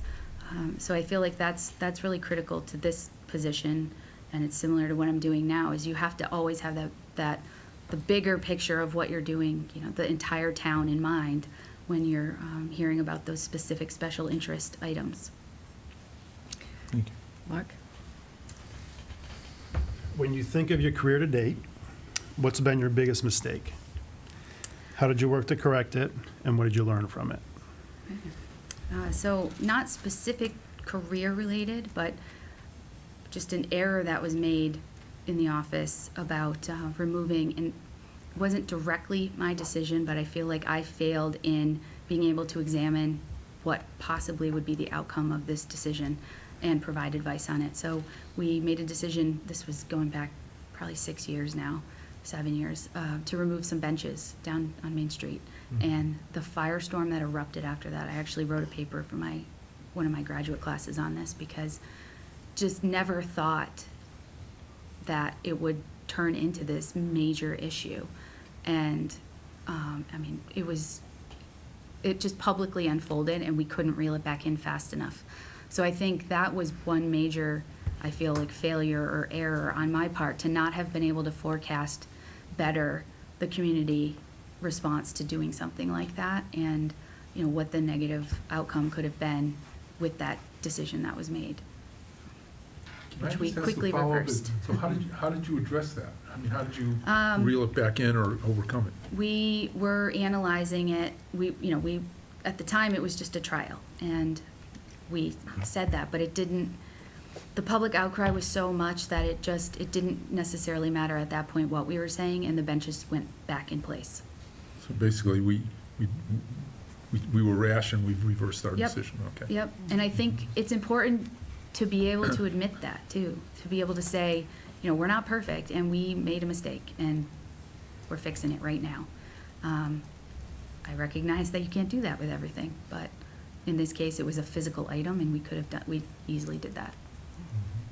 And it prepared you for the Bridge Club later in your life. Yeah. You play bridge, Marie? No, but I don't go in that room when they're in the middle of their They are, business. yeah. Dedicated. Yes. So that ends our questions. Now it's your turn. Oh, I'm sorry. We'll go through and asking everyone if they want to ask extra questions. These are our set questions. Sure. I'll have everyone else, and then we'll get a chance for you to ask your questions. Go ahead. It's Richard's turn. I can't get a word in edgewise. I've been sitting beside him so long that I was going to ask a question, and he asked the same question almost word by word, and it's kind of chilling. For me, particularly. Yeah. I have one quick question. You do supervise the 5 people. Can you tell me roughly the generations that these individuals are in? I have one person retiring in January. That and I is have baby boomer. Yep, and. Or a generalist? How old? A baby boomer or a generalist? No, yeah, she's about a baby boomer. Okay. I have another individual who's 53. Baby boomer. Yep, but he's started later, so he's Yeah. not close to retirement. And I have a 28-year-old. Okay. So it all ranges in between there. Yeah. Okay. Oh, wait, thank I'm you. sorry. She was my young one. I have a 24-year-old. Sorry. Okay. It's 24, 28, and then the others are 50s. Okay. Thank you. Mark? Well, that was going to go down the line. Yeah. So we currently don't have a director of planning and community development. Just wondering what your experience has been in the areas of planning and community development. Are you looking to fold that into town manager? Well, the town manager is Yeah. our development. Right, but you did have a director of planning No. and community development? The town manager was also the director. Okay. But under that, there are subsets of departments, right? Is that what I was seeing? I think the building department is in with planning and community development, is that Yeah, right? Yeah. like, almost like your inspectional services. Yeah. And we have a planning board. Okay, right, right. So I have not been involved to the extent that I handle the permits that come in or, staff the planning board or anything like that. But I have been involved when there is a contentious issue that the planning board is taking up or the zoning board is taking up. And they, city structure is different, so they would advocate to the mayor to wade in and get involved, and we would have to get abreast to what they're talking about. We're getting a deluge of emails about this one particular project, and it had been something that was below or under our radar at the time. So, I know a lot about how it works and how a project comes to fruition, specific to Northampton, so I'd have to certainly learn the zoning and, any overlay districts you have in Longmeadow, if you have any, and, that area. Would that also include community preservation? Is that where you house that? No, I don't think so. No, Yeah. no. Okay, Yeah. okay. But on, on a personal end, I was involved in a personal project with putting forward a redevelopment project with family land and subdividing it out into 3 large building lots. So I went through that whole process, hired surveyors, and I was the lead on that. So I've dealt with it.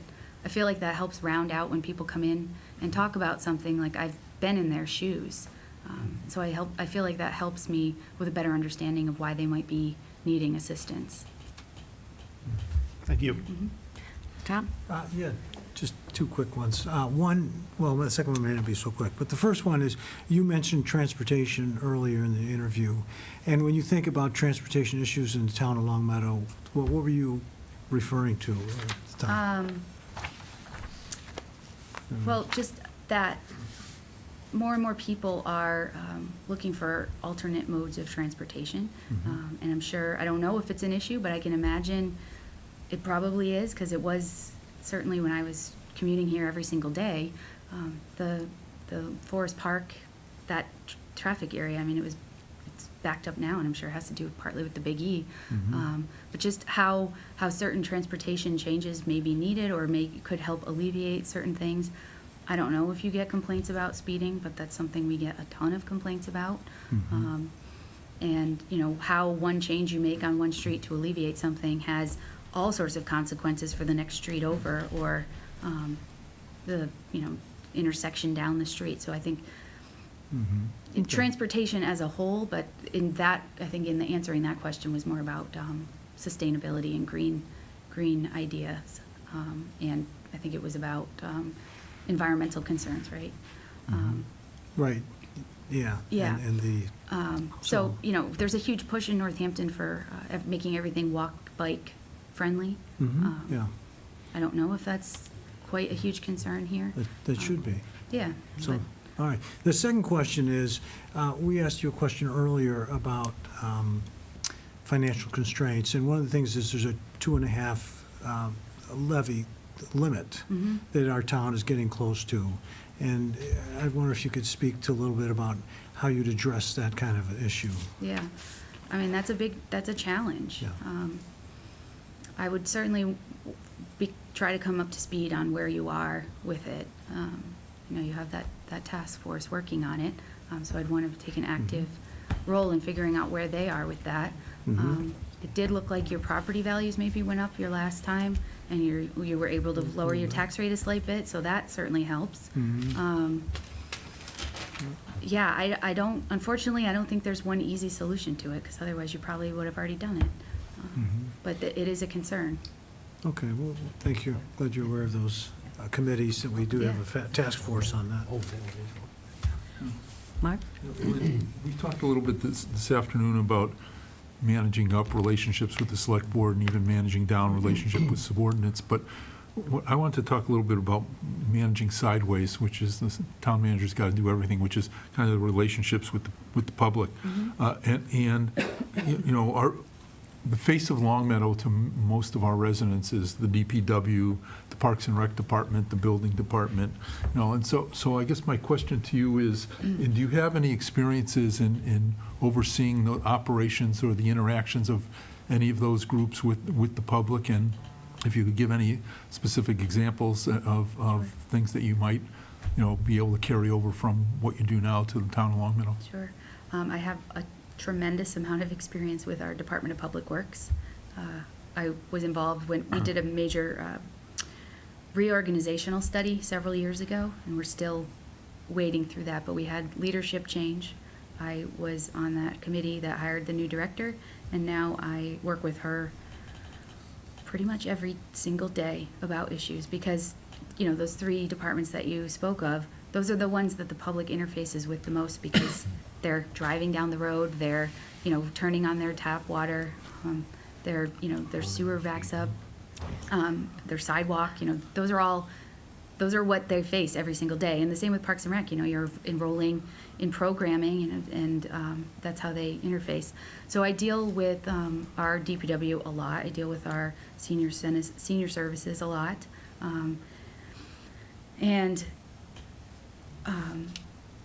completely understand that the way they respond or react, or a project they're carrying out, directly impacts the residents. And if it does not go the way it should, or a response is not given in a way that the person felt that it was appropriate, they are calling our office, my office. They're calling me because I had started as clerk to the city council, and now I'm chief of staff.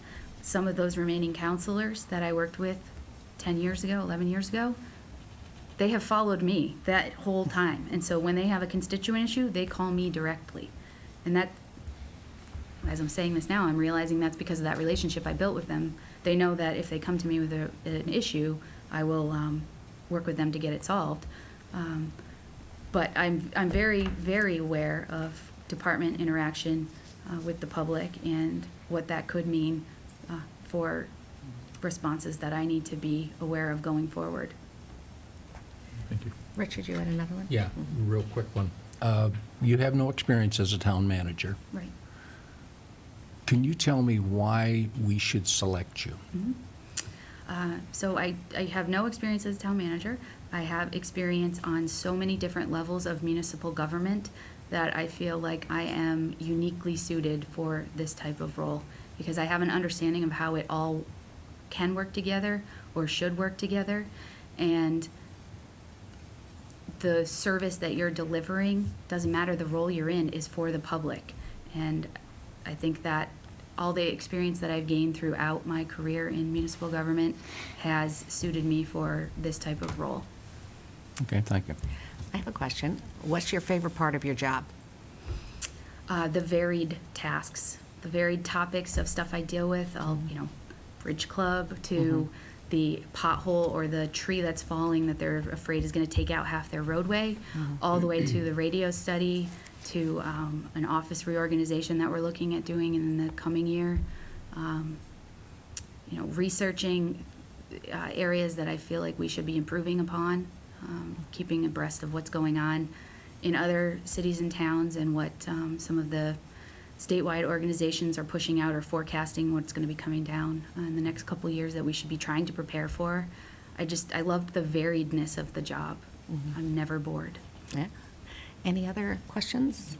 No? Okay. Okay. Do you have questions for us? I guess, I'm sure, well, individually, I'd like to know what do you think is the most important quality or skill that you would want in your next town manager? Tom, do you want to start? We'll go this way this time. So I would say that the ability to be, and you've talked a lot about communication, but being able to communicate with the residents and the select board, especially when it gets difficult, and it sounds like you know that we've had some difficulties over the years, and and being able to just put people at ease that you're trying to do the best for the town. I'd say that's the important thing. I agree, communication, 100%. When communication breaks down in any relationship, that's when the problems start. Just communicate, communicate, communicate. Being respectful, enjoying what you're doing, and having a sense of humor. Everything you've heard there, plus demonstrated systematic approach to problem solving and strategic planning and looking into the future, not so much concerned about today, but 5 months from now. Sure. That's what I look for. Great. I get to say everything they said, plus I think my two are be an administrator and not a legislator, and the impartiality of the administration office. Great. Any other questions? I think that's Okay. it. Yeah. All right, well, thank you very much for coming. We Thank appreciate you. it. How did we do on that? That was great. That was great. Yes. You were asking for a Thank 360. you. You're less scary than I thought you would be. So. Give us time. Thanks. You read about it. Only half of it. All of it on Margot is true. Thank you very Thank you. much. Good Thanks. luck. Thanks. Smart coffee, Maria. Another few-minute break before we start up again.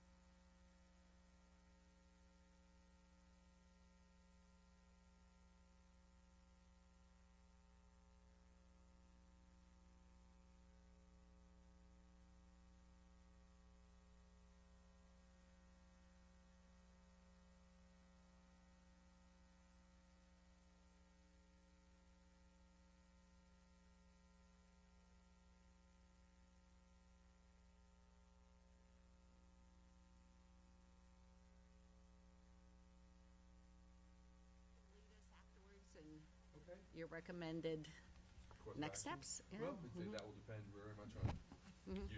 Okay.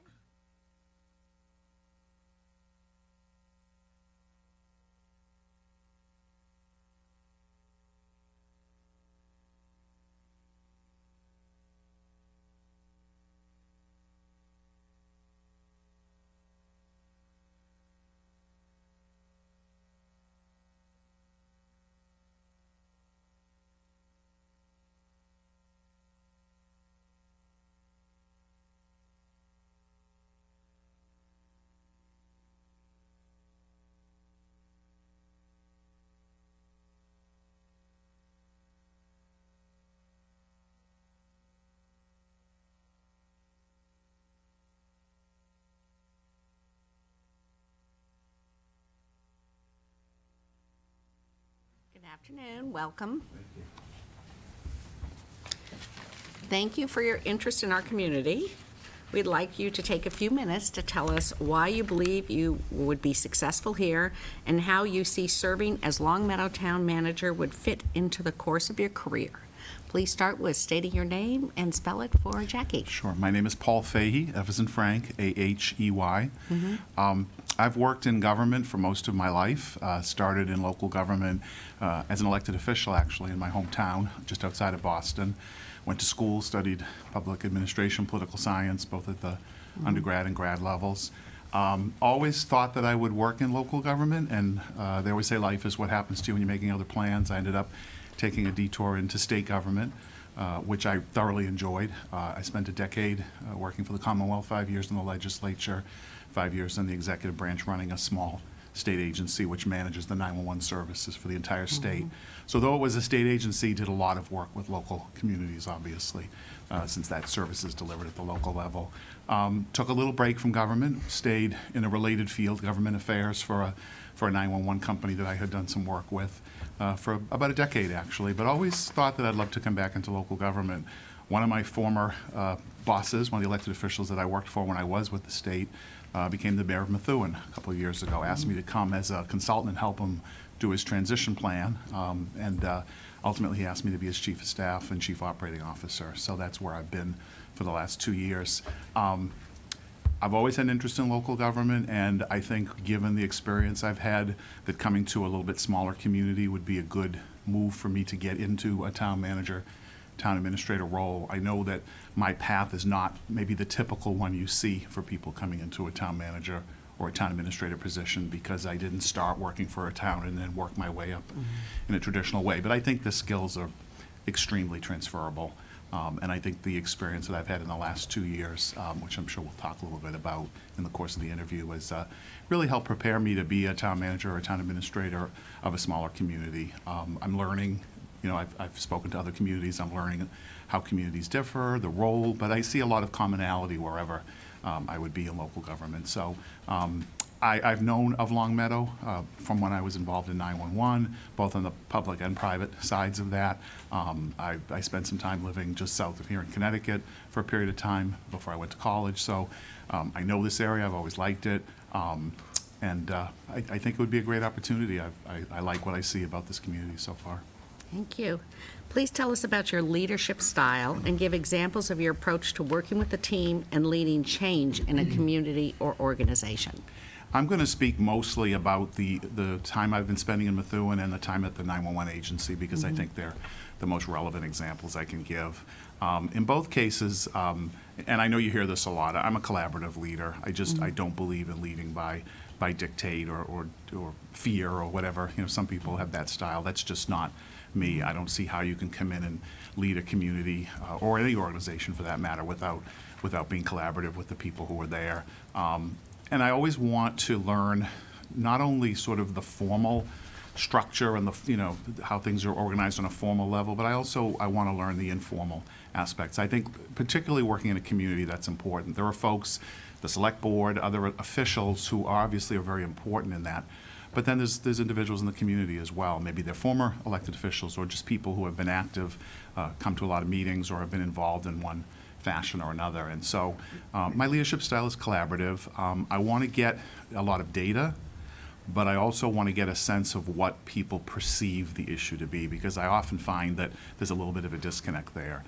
You look at numbers, you look at data, and you think, well, here's the problem, and then you talk to people in the community, and it's not that everyone's going to agree either. So getting kind of a sense of what's the range of sort of opinions and thoughts about this, and then what is the data, what is the more quantitative piece lead you to conclude as to what might be a solution. But the solution's got to fit in both of those ways, I think. So that's my style, pretty collaborative, actually.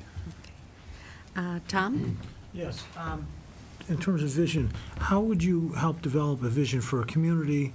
How do you sell that vision to the community? And how do you respond to people who say, we've tried it before and it didn't work, or it'll never work? So I think, again, part of developing that vision, particularly as someone who is coming into the community who's not of the community, I mean, that's one of the aspects of this kind of a position. You know, I currently work for a mayor who has spent his entire adult life there. So, you know, whether they like him or not, he is of the community, as are you folks, because you've been elected. So I think coming in as a, I don't like this term, but as a professional, as opposed to someone who was elected, there's that perception that you're an outsider. So I think learning things about that community are important and developing a vision. I wouldn't come into Longmeadow with a vision of how you should do things. Not from the beginning. I would have to develop that, working with the board, working with the people that would be working for me, key positions, both, elected and appointed individuals in town government, and then people in the community. I think just because something was tried once before, maybe you can try it in a different way, you can explain it in a different way, you can show, again, that sort of combination of here's data, here's a kind of a formal case to show you how we may be able to address a problem, and also, I understand you were involved in that effort 5 years ago. I understand, that you're very much opposed to what we're proposing here, and trying to develop some degree of consensus. I know that's not easy, and I know that that can be a major challenge. And I just, again, I feel like that combination of approaching things with data and sound thoughts, as well as where people are with this. And right, some folks are going to say, we've always done it this way, why do we need to change it? Others will say, we tried that once and it didn't work. I've dealt with both of those in the organizations that I've been involved in leading, and it's challenging, but I think if you can stay positive, if you can kind of anticipate some of those questions and be, it's sort of like a good interview. Hopefully you've anticipated some of the questions that are going to come up if you've done your homework. That's how I would develop the vision, and then sort of selling that vision. Thank you. Thank you. Richard? Best practices. How do you stay abreast of the best practices in leadership, management, and municipal government, and how do you decide on when or whether to implement them? I've been fortunate since I finished my master's degree that I've also taught in the program that I studied in at Suffolk University in Boston, and I think that's helped me keep, maybe we'd call it a theoretical approach, but it's more than that. I think it's a position where you're looking at these issues, but not in your day-to-day job. So teaching, working with students, doing mentoring, even career mentoring with people, is you develop a network of people. I've been involved in the MMA, specifically with the Mayor's Association, because I go with my boss to those meetings. I've gotten to know other people who work in city government in our region. We're part of the Merrimack Valley, so we've developed relationships there. So I'd say it's probably a combination of my own research, reading, issues that I'm interested in, the network that I have of professional people that I went to school with that were, many of my students, not surprisingly, are doing very well, and I'm happy about that. I take a little pride in that. But that network of people, I think, helps to show me what are other people doing.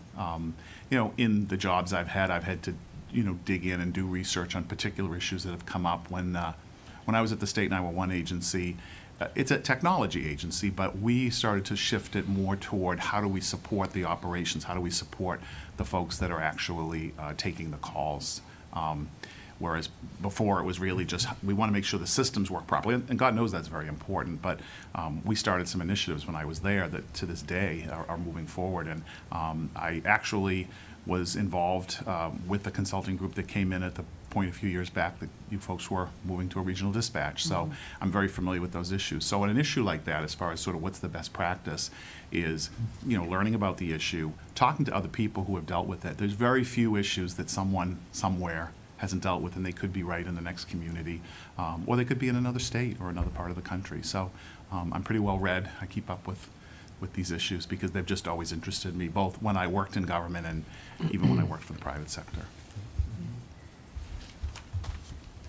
Oh, no, Mark. Yeah. Mark. So town of Longmeadow is moving slowly or quickly, depending on how you look at it, toward the Proposition 2.5 levy limit ceiling, and it's obviously a potential concern because it will halt our ability to continue to provide same services potentially. Can you describe any experiences you may have in municipal finance or other applications that would help town of Longmeadow as we approach this this precipice, I guess? Sure. I can speak a little bit to this from the experience I've had over the last 2 years. Methuen, the community where I currently lead under the mayor's direction, has had some serious financial challenges. One of the things we've done, and I'm not proposing this because, again, I'm not going to come in not knowing the situation, but I think we have to be more creative in government about breaking down silos. And the specific example from Methuen is the municipal side of government and the school side of government. We've looked partly at my direction, but partly because of outside circumstances, we've looked at where can we tear some of those down and do some collaborative things that could be more efficient and save money. We've done some initiatives around IT, where we had an IT department on the city side that was actually, or the municipal side that was an outside provider, but a very strong IT, internal IT department in the schools. And we're coming up on the end of that contract on the municipal side, so we're looking at moving to a unified IT model. We're looking at the possibility of doing that with facilities. We have facilities under the DPW on the municipal side, and then we have a facilities department on the school side. I don't think that always works, and I think that's something where you do some initial research, see if it makes sense. Is there some savings and some efficiency to be realized? Sometimes there's not. But I'm not afraid to try that, even if, sometimes in a political situation, well, you made a mistake. Well, we were trying to look at doing something different, and I think if you take that approach, you can have some efficiency and some savings without cutting services. I don't think that's anything that folks would want to do. So that's an example. Obviously, efficiencies, making sure people are doing their job well, providing them with necessary training and support so that, it's a cost-effective government, because any small community runs pretty lean, and so I'd hope that the last resort would be having to make cuts. And looking at the revenue side, I'm sure that's something that would be part of the equation, but I'd probably look at some creative approaches to some efficiencies to see if there could be some money saved to keep some costs down. Tom? Yeah. When we look at communication engagement, tell us how you would communicate both internally to internal and external audiences in your current position, and you have any ideas of how you would improve methods of communication in Long Meadow? And then please give some examples of methods you've used to engage citizens in the community, and have they been effective? So on the internal communication, we have department heads that report to, so I'm the mayor's chief operating officer, so they really report to me. Legally, they report to him, but he's delegated that authority to me. So all of the department heads who are appointed by the mayor, police chief, fire chief, economic development director, all of the financial department heads basically report to the mayor, but they report through me. So we have team meetings on a pretty regular basis. There are some other departments that are not appointed by the mayor and myself, the superintendent of schools. We have a private library, the library director, the housing authority. So what we've done is we've expanded and created a leadership team. What I found was people were meeting in a small group, but they weren't necessarily interacting with other people who they should be interacting with. So it's a voluntary thing because those folks don't work for the mayor, but I think they see the value in that as well. And then we have subgroups depending, administration and finance is a subgroup. Some of it is driven by the issue. So the communication with the department heads is pretty consistent. There are times, again, where you sort of have to get past that person, and we deal directly with some of, we had a triple E problem, for example, as I know a lot of communities have in I'm not sure too much out here, but I know in Eastern Mass it's been a big issue, and we had to respond to something very quickly, and we pulled together a team of. It wasn't the case of just pulling in the department heads of just going directly. We needed the public health nurse to be involved. We needed a communications piece to be involved. So pulling that together. As far as communicating more sort of externally to the community, I think we've made some progress there. We have a pretty good website. It could be a little bit better. We use social media, not as much as some communities do, but I think we have a pretty good social media presence as far as sharing information. We've done a lot with the schools to utilize. They have a system where they put out a lot of information. Now, that doesn't get to everybody, because if you don't have children in the schools, you're not going to get it, but it gets out to a lot of people. So we've tried to be creative about that. We've held a lot of public meetings on different issues. We just had a meeting last week on, we're on the Merrimack River, and there's some potential plans to do some waterfront development. So we created a task force of community residents and have held meetings around that. That's sort of the approach that I've taken in the last 2 years. I'd have to come in and look and see sort of what's happening here. I've looked at your website again. I think it's pretty good. I found it's been pretty helpful to me in learning more about the town. There could always be improvements, I'm sure. I'm not as familiar with how how do you send information out to the community? How do you get information back? I know a town is different from a city. You have elected boards and commissions that we don't. They're appointed by the mayor. So, you know, if there's an issue of interest, I know that tends to generate people. But how do you get to people beyond just when there's either an interest, you know, because often it's a negative interest. You know, no one comes to a meeting until there's an unpopular decision, and then everybody comes. And how do you get people to be engaged in between? So I think it'd be an interesting part of the job to try to build on what you've got here already. Thanks, Paul. And I have one more question. In terms of, as a town manager, you'll have to do some public speaking. We have town meetings. And how do you have experience with public speaking, and how do you feel about it?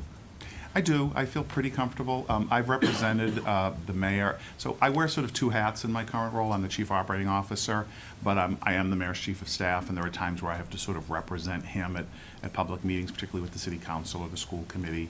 So I'm pretty comfortable with public speaking. I'm told I ramble a little bit sometimes. We all have our faults. I probably do. But I think in general I'm pretty good at speaking and you know, listening as well, because I think that's an important piece. It's got to go both ways.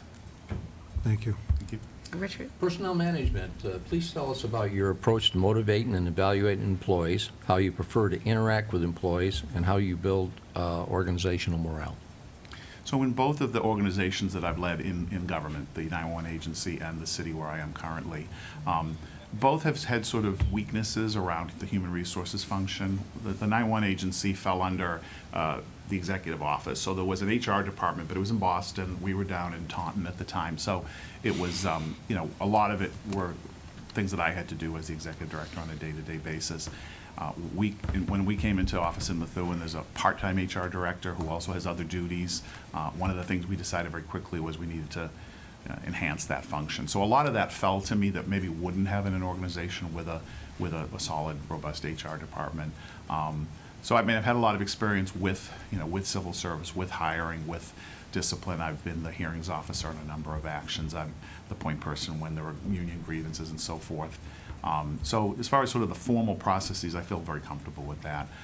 As far as motivating people, I think it's similar to what we talked about before, is what are people looking for in terms of motivation? It goes without saying that sometimes it's money, but oftentimes it's not. I have a friend who talks a lot about how everybody assumes that he wants to move up in his organization because he's good at his job.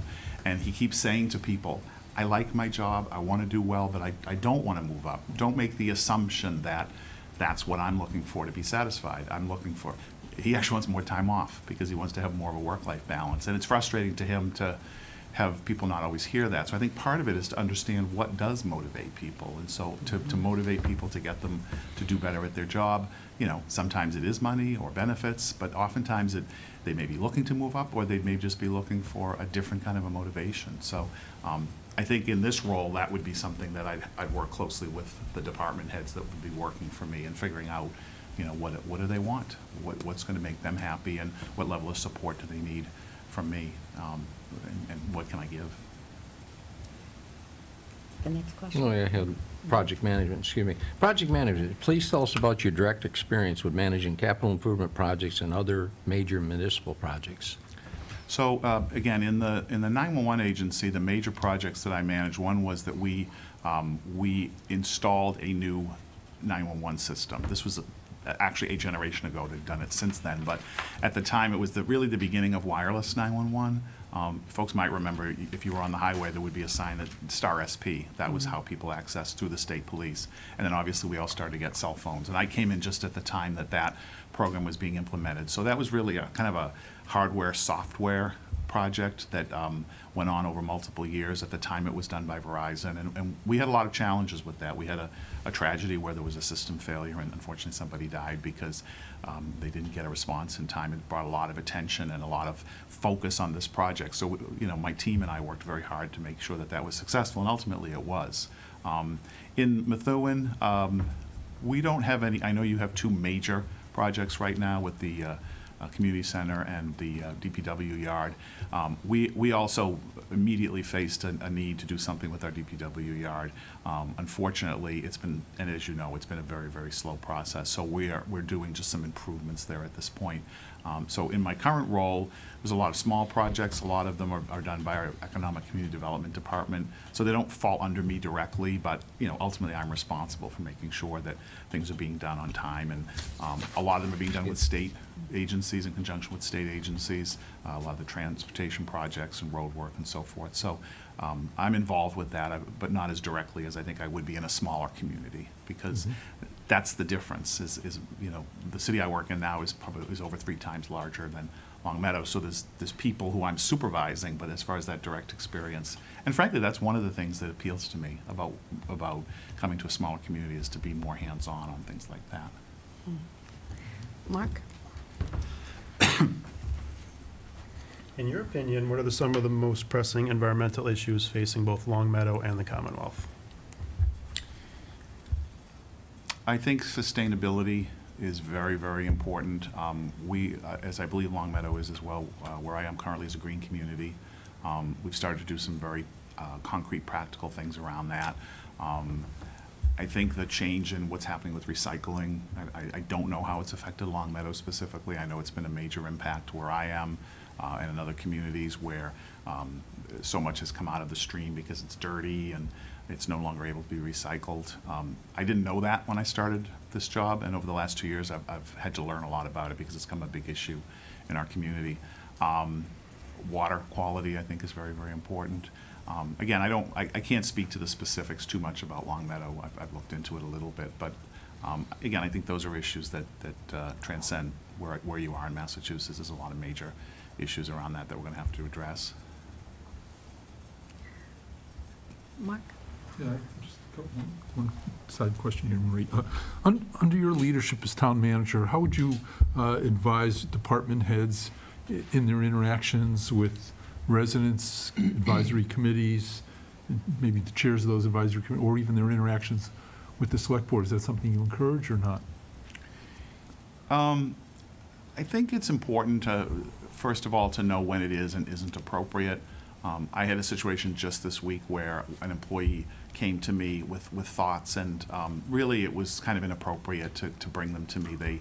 They weren't my responsibility, and because I knew this employee for a while, I sort of I wanted her to be able to feel like she could speak, but when she was done, I said, I appreciate this, but it really would have been more appropriate if you had brought these to this other individual who's your direct supervisor. So it's a judgment call sometimes. I don't want people to feel like, well, they could never talk to me because, they report through someone else. But on the other hand, I really would try, and I've always tried to do this, to encourage people to, as much as possible, unless there's a major problem, really sort of follow the chain of command. Now, that's different dealing with community residents. In the mayor's office, every call potentially comes to the mayor's office, whether it should or not. So you would never say, well, why are you calling us? You should have called, XYZ. You just don't, and people should never be treated that way. Is to help them understand, we can get you to the right person. If you continue to have a problem, you can reach out to us. And I'm sure you've experienced that as well as members of the board, where, people bring an issue to you and you're probably thinking, well, why didn't you just call fill in the blank? But they didn't, and they need to feel like they're respected. And I think, again, even with with elected or appointed officials or people on boards and commissions, that's a really important. That's how I first got involved in local government, is serving on a board in my community. And people who do that should, not only people who run for office should have that respect, but I think people who volunteer their time in some fashion. So I would certainly have an open door to talk to people, unless it was clearly not an appropriate thing to do. And even in a case where it was sort of on the fence, I'd probably err on the side of letting them express their feelings a little bit, but then trying to direct them to where is that more appropriately dealt with if it weren't my office. Maria, I'll just ask that next question. What's your approach to goal setting for staff and for even for yourself in terms of your job at the select board, and how do you prioritize when there are multiple objectives? What kind of criteria do you usually work on? Well, I think in this position it would obviously be working very closely with the board to learn your priorities, because it's an extension of that. And I think both as a board and as individual board members. I mean, I've worked in other parts of the country, and the Board of Selectmen Select Board model is unique. You don't see it in other parts of the country, and I think it's important when you're in a position where you're working, it's not a legislative body, it's an executive body, but everyone has, as a group, you're going to, give direction to the manager, but also as individuals to some degree, you may have different priorities. So I think, first of all, it's important to understand that, and then, again, go to the level of the department heads, the people who have been here, especially as someone who would be new to the community, and get a sense of how they feel. But once there's sort of a clarity about it, I think that's where the communication piece and the measurement piece come in, is to communicate clearly these are the goals of the town.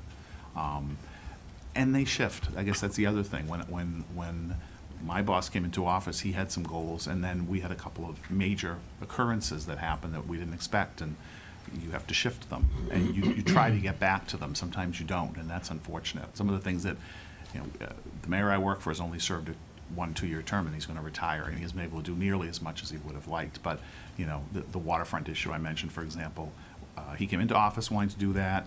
It sort of got diverted because of other, crises and problems, but we've been able to bring that back around and at least sort of set a stage for the next administration to hopefully build on what we couldn't get done. So I think the communication around the goals, and how do you track progress? And how do you, like you said, how do you get back on track when something happens that sort of diverts you from that? The day-to-day job can be so challenging, and then, you think, wait, I had that goal I was going to try to meet. So you've got to sort of keep it on the radar screen as well. If you see conflicting decisions emerging from the various town committees, how do you work with the committees to bring a more cohesion to decisions impacting the town? I think I would try to approach it from an informal perspective at first, is talk to the key people on those boards and get a sense of what's really going on here. Sometimes it's human. It's just personalities, and that happens. It happens to all of us. And but sometimes it's more. It's substantive. It's significant disagreements that are legitimate. And I try to be objective. I try to listen to both sides, but ultimately, getting back to the goal setting. What is the major goal here? If it has to do with the environment, if it has to do with economic development, whatever the goal is, public safety, does this fit? Is one of the boards going to take us in a direction that really isn't consistent with what with this board and what the town meeting and what the community wants? And and sometimes you have to be real clear about that, and sometimes you have to make decisions about people serving on boards, and I've had to deal with that. If you serve on a board, and particularly where I am now, you are representing the mayor, and if you want to go in an entirely different direction, sometimes you're not going to be able to stay on that board, unfortunately. But I think that's an extreme example. Tom? Yeah, well, you really sort of addressed this issue. So the question is, please tell us how you would work to resolve conflicts and disputes. But the next thing is to please include an example of a time where you had a polarized issue, and how did you address the issue, and were you ultimately able to get anything accomplished? I'll tell you about a situation where, unfortunately, I haven't been able to do that. And when my boss was elected, and when I went to work as his chief of staff, one of the first issues that came up, and it's been in the media, and I know when I met with the steering committee it came up, is that we inherited a situation where the previous mayor had negotiated a police superior union contract, which was crazy, to be blunt. It turned out that some language was inserted that would have boosted the salaries to just a ridiculous level. I can't say too much about the specifics because there's ongoing litigation relative to it, but what I'm talking about was in the public record. So our goal was to try to get the union to come back to the table, renegotiate, and get away from this ridiculous. There were people on our city council who wanted to pursue much more of a confrontational strategy and try to get someone to come in and say this contract wasn't valid. And I understand why they felt that way, but the decision that my boss made, and I supported it, was let's try to settle this. Let's try to get a compromise. I negotiated with the police union a very significant reduction in what these crazy numbers would have been, but it was still on the high end. It was definitely, we call it the best bad deal we could make, but it was a roughly 24% increase over 3 years, whereas this crazy contract would have been triple-digit increases over that period of time. It was just, it was almost like a joke, to be completely honest, but a very real one, unfortunately. And unfortunately, that strategy didn't work. The city council still felt very, very strongly that, that the contract wasn't fair, and therefore, we should just stick by the argument that the contract wasn't valid. Ultimately, that's where we ended up as a legal strategy, and again, I won't go further than that because it's still going forward.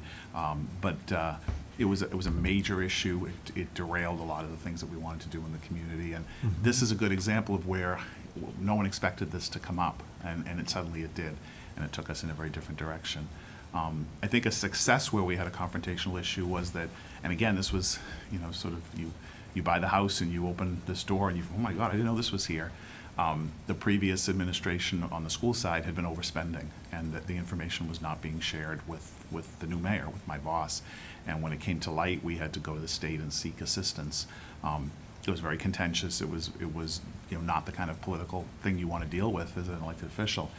Ironically, some good came out of it because we've developed a really close partnership with the state, and we were able to create a chief administrative financial officer position, which the city didn't have before, and a lot of good things are happening now. And our free cash position is better.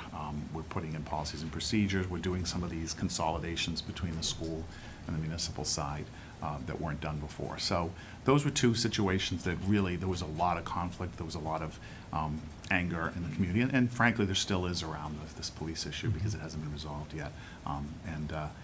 We made what we thought was the best approach to this. It was ultimately, though, when you work with the city council, you have to all be on the same page. Unfortunately, we weren't, and so that situation continues. Thanks for sharing your experience. I'm going to ask a question about citizen relations and other relationships. Please tell us how you would strive to develop relationships with Longmeadow citizens. As Longmeadow's town manager, you would also have relationships with many individuals and groups, including employees, local and state officials, as well as colleagues throughout the region. Please tell us how you build and maintain professional relationships, including specific examples of how you've done this in your current and past roles. So I think, as you say, there's a wide range of relationships, starting with this board, obviously, both as a board and as individuals, with department heads, but then with the legislative delegation. I think that's very important. That's something that, because I worked in the legislature, I've been on the other side. The mayor I worked for was a senator, so I understand that and how important it is. I understand, being from the eastern part of the state, that it's different in the western part of the state. I've had enough of an exposure through some of the work I've done to understand that, and that sometimes I think there's a legitimate sense of frustration. And we feel it in the Merrimack Valley, and we're only 30 miles from Boston. And I've worked, for people who are close to Boston, so I understand that dynamic. I think those relationships are very important, but not only the legislative ones. I think, as the goals of what we're trying to accomplish with this board and with the town manager are clear, what state agencies are going to be involved with that. And I have relationships in those agencies from my past. In some cases, not all of them. We just had the governor in Methuen last week doing an announcement of community development block grants. We have a really good community development department in Methuen, so we have strong relationships there.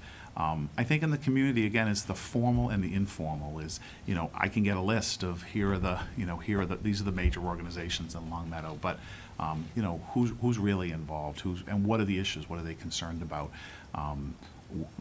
Where I am now, there's a group that is a sports organization. It's a group of different sports, the presidents of different sports associations. And when I first started, I thought, well, they're only interested in sporting issues, which is fine. I would have understood that. But what I found was actually other issues that they were interested in, that they had a bigger vision. And so we've done a lot with them on even this waterfront development, for example, passive recreational opportunities, which you would think, well, why would they care about that?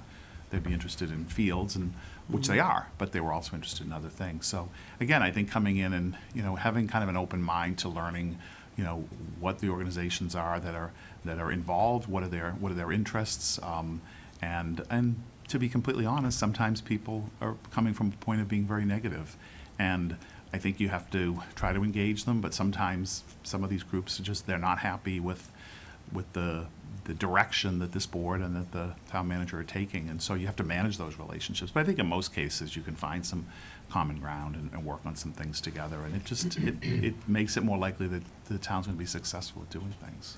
Marie, can I just follow up on that question if I could? Yeah. Paul, is it ever appropriate for the town manager, and it's a bad choice of words, the only one I can think of, to take sides when it comes to citizen advocates or individual citizens asking for things, or maybe the better word is advocate with them? I think it would be very rare that a town manager should do that, and it should only be where it's really, really clear, how to say it, that one side is correct, to be blunt. And I think it gets back to that point I was trying to make around, there are people who are very, very negative, and I see it where I am currently, and sadly through social media. I think social media can be a wonderful tool. I've seen communities where it's really effective, and it is where I work. With the police department is a very good social media presence, and a lot of people get their information, and it's very interactive. Our police department has people monitoring this, so if someone posts something about a problem, they can respond quickly. But sometimes people will organize in a very negative way, and it's not just, sometimes it's around a political issue, but sometimes it's about an individual in the community, and I think in cases like that, that would probably be the exception where I would say I think the town manager, looking at this situation and knowing that there's a sort of an outside negative voice that, as long as it's not, pushing someone with a legitimate opinion away, but if it's that negative, then I think you sort of have to support your board, your commissions, your community leaders in situations like that. But I wouldn't do it without a lot of thought. Actually, Mark, you're up next. Okay. Can you describe the relationship that you envision with working in the select board, and talk a little bit about how you see the varying roles and responsibilities, and if you want to extend that to also going back to the last question and talking about dealing with citizens and citizens initiatives as well, but it's mostly a relationship with the select board. Again, I think it's one thing to work with the board as a board. With the board has decided this, the board has decided that. Frankly, that's easier, because if I'm not following the board's direction, then something's not right, and it's probably not right for me because I work for you. But I think getting to know you as individuals is important, and I'm sure there are disagreements. There are 5 individuals at the table. I mean, if there's not, I'd be shocked, because it's never happened. Okay, They have the same name. but I think that knowing that that's the reality of just human interaction, that coming into it, but I would think you all have different priorities, different ways of thinking, different approaches to issues, some philosophical, some experience. I mean, I've read your bios as well, as I'm sure you've read mine. And that's, again, I've worked for boards. I've worked for, when I was the 911 director, I worked for the Secretary of Public Safety, but I also worked for a 21-member board and each board member represented a different agency or constituency, and I can't say that I got to know all 21 of them well, but the ones who were active and who had strong feelings, I did. A 5-member board is much smaller, and I think developing a relationship, a professional relationship of understanding that folks sometimes see things differently, and my job isn't to get into the middle of that. It's really to try to, look at the group as a board, but also understand that there are different flavors to how people, see things, and back to your sort of your earlier question, not getting in the middle of any of that, not taking sides, not because I think that would be inappropriate. I understand. In a certain situation, you have to have X number of votes to be in the position. But if that's the way you look at the job, I think ultimately you're not. I don't think I'd be happy in the job, to be honest. To just think, well, as long as I keep these 3 people happy, I don't really care what the other 2 think. And that, to me, wouldn't be a very pleasant way to work. So acknowledge that there's maybe some differences of opinion. I wouldn't be a marriage counselor. I wouldn't get in the middle of any of those issues. I'd try to stay professional and get back to what does the board want to do as a group. But to pretend it's just a board and there's not 5 different people, I think would be very naive. Mark? When you think of your career to date, what's been your biggest mistake?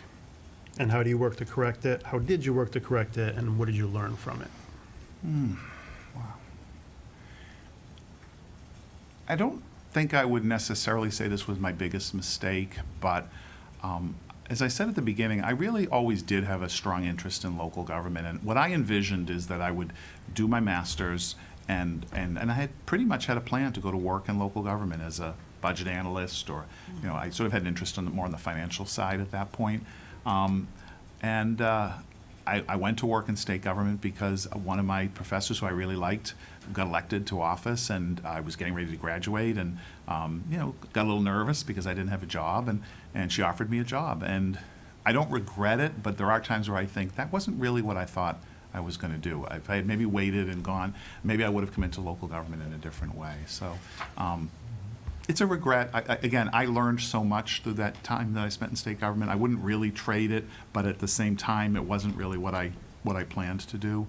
But I'd say as far as a big mistake, there's a couple of times where I've thought that I had someone's confidence and that they supported me and that they didn't, and maybe I shared too much information with them, assuming that it was going to stay between us, and then it didn't. And, you know, sometimes in a personal context, but more in a professional context. And sometimes, you know, I tell Mark something, and please don't tell Marie what I said, and then you did. And so ultimately that was, you know, I shouldn't have put that confidence in somebody necessarily in the first place. And I don't mean you personally, Mark. It was just since you asked the question. Marie knows everything. He did say he's been checking Bible. Exactly. So we're going to ask individual questions. Want to start with Mark? I'm trying to get a sense of our public-facing departments, which are, you know, for the most part, the DPW, trash streets kind of thing, the housing department, which is zoning enforcement, parks and recs, youth sports and things like that, and the adult center and the seniors issues. And can you just talk a little bit about the experience you've had with working with both those departments as departments and those departments as programs and programmatically is what they do? You're right. All of those are departments where you do a lot of interface with citizens. And I think a lot about DPW, because what I found is challenging with DPW and where I am currently, and maybe it's true here and maybe it's not, but there's sort of a temptation sometimes to focus on the immediate issue. Again, you get a call about a pothole. And, you know, some communities, they don't address those quickly. And you know, they're sort of thinking at a bigger level, but the truth is that's directly affecting a person. You know, it could be right in front of their house. They could have had an accident. They might be afraid their kid's going to fall. So I think with something like DPW, you've got to have a kind of an approach and use resources in such a way that you're addressing those immediate things, but you're also dealing with the bigger issues. The reason and I don't know the history in Long Meadow, but in Methuen, the reason the DPW facility got so bad is it didn't have a constituency. People wanted money for potholes and streets and sidewalks and parks and programming, but they don't care if the building where the DPW employees work is safe and clean. And you know, it's like when you're trying to improve, you know, the accounting system, and who cares, frankly, other than the people who have to work with it. But yet, if you don't take that look at those things that don't necessarily have a political constituency, then they become bigger problems. So I think that's a balance you have to find. Recreation's another good example. You know, it looks like, from what I've seen of Long Meadow, you've got some pretty nice recreational facilities here. It's nice to look at. They seem to be just driving in, they're being used. But I'm sure there's a demand beyond. I'm guessing there's probably a demand beyond what you can do right now. We're trying to deal with that in Methuen. One of the issues that we're trying to settle before my boss leaves office is to start the process to acquire some new fields, but also to do some maintenance on the fields that currently exist. And that's an area where sometimes you have disagreements. The focus should be on buying new fields. No, it should be on maintaining what we have. And there's legitimate arguments on both sides. I just think everything in government ultimately is a balancing act between what do we want to do, what do we have the resources to do, and where do people want to prioritize. So I think on those publicly facing agencies, as you mentioned, you've got to have people feel a sense of confidence that if they bring an issue up, that it's going to get addressed. Sometimes the answer will be no. And how do you deliver that? That's another thing, is when, you know, I'd like to do your street, but I can't, and here's the reason why. And some people won't like it, no matter how well you explain it, but I think the job is to try to explain it as best you can. And then if people are upset, I get that, and I think you have to be respectful of the fact that it's hard, it's easy to tell somebody, you got it, whatever you need, whatever you want, I'm gonna do it for you. It's a lot harder when you can't, and sometimes you can. Both negative and positive. You entered our community today. I'd like you to relate to me what you saw and what you felt. I'm a bit of a city boy, so it feels quiet to me. I think it's beautiful. I like the homes. I like the big yards. Just driving down, coming down from Springfield. I actually took a ride down here last weekend just to get a feel for the community. I knew I was coming back this weekend just to make sure I knew where the high school was and just sort of get a feel for it. And I said I've been here before and I've lived in this part of the state before. It's a different vibe. It's a different energy than where I have spent most of my life, which is closer to Boston.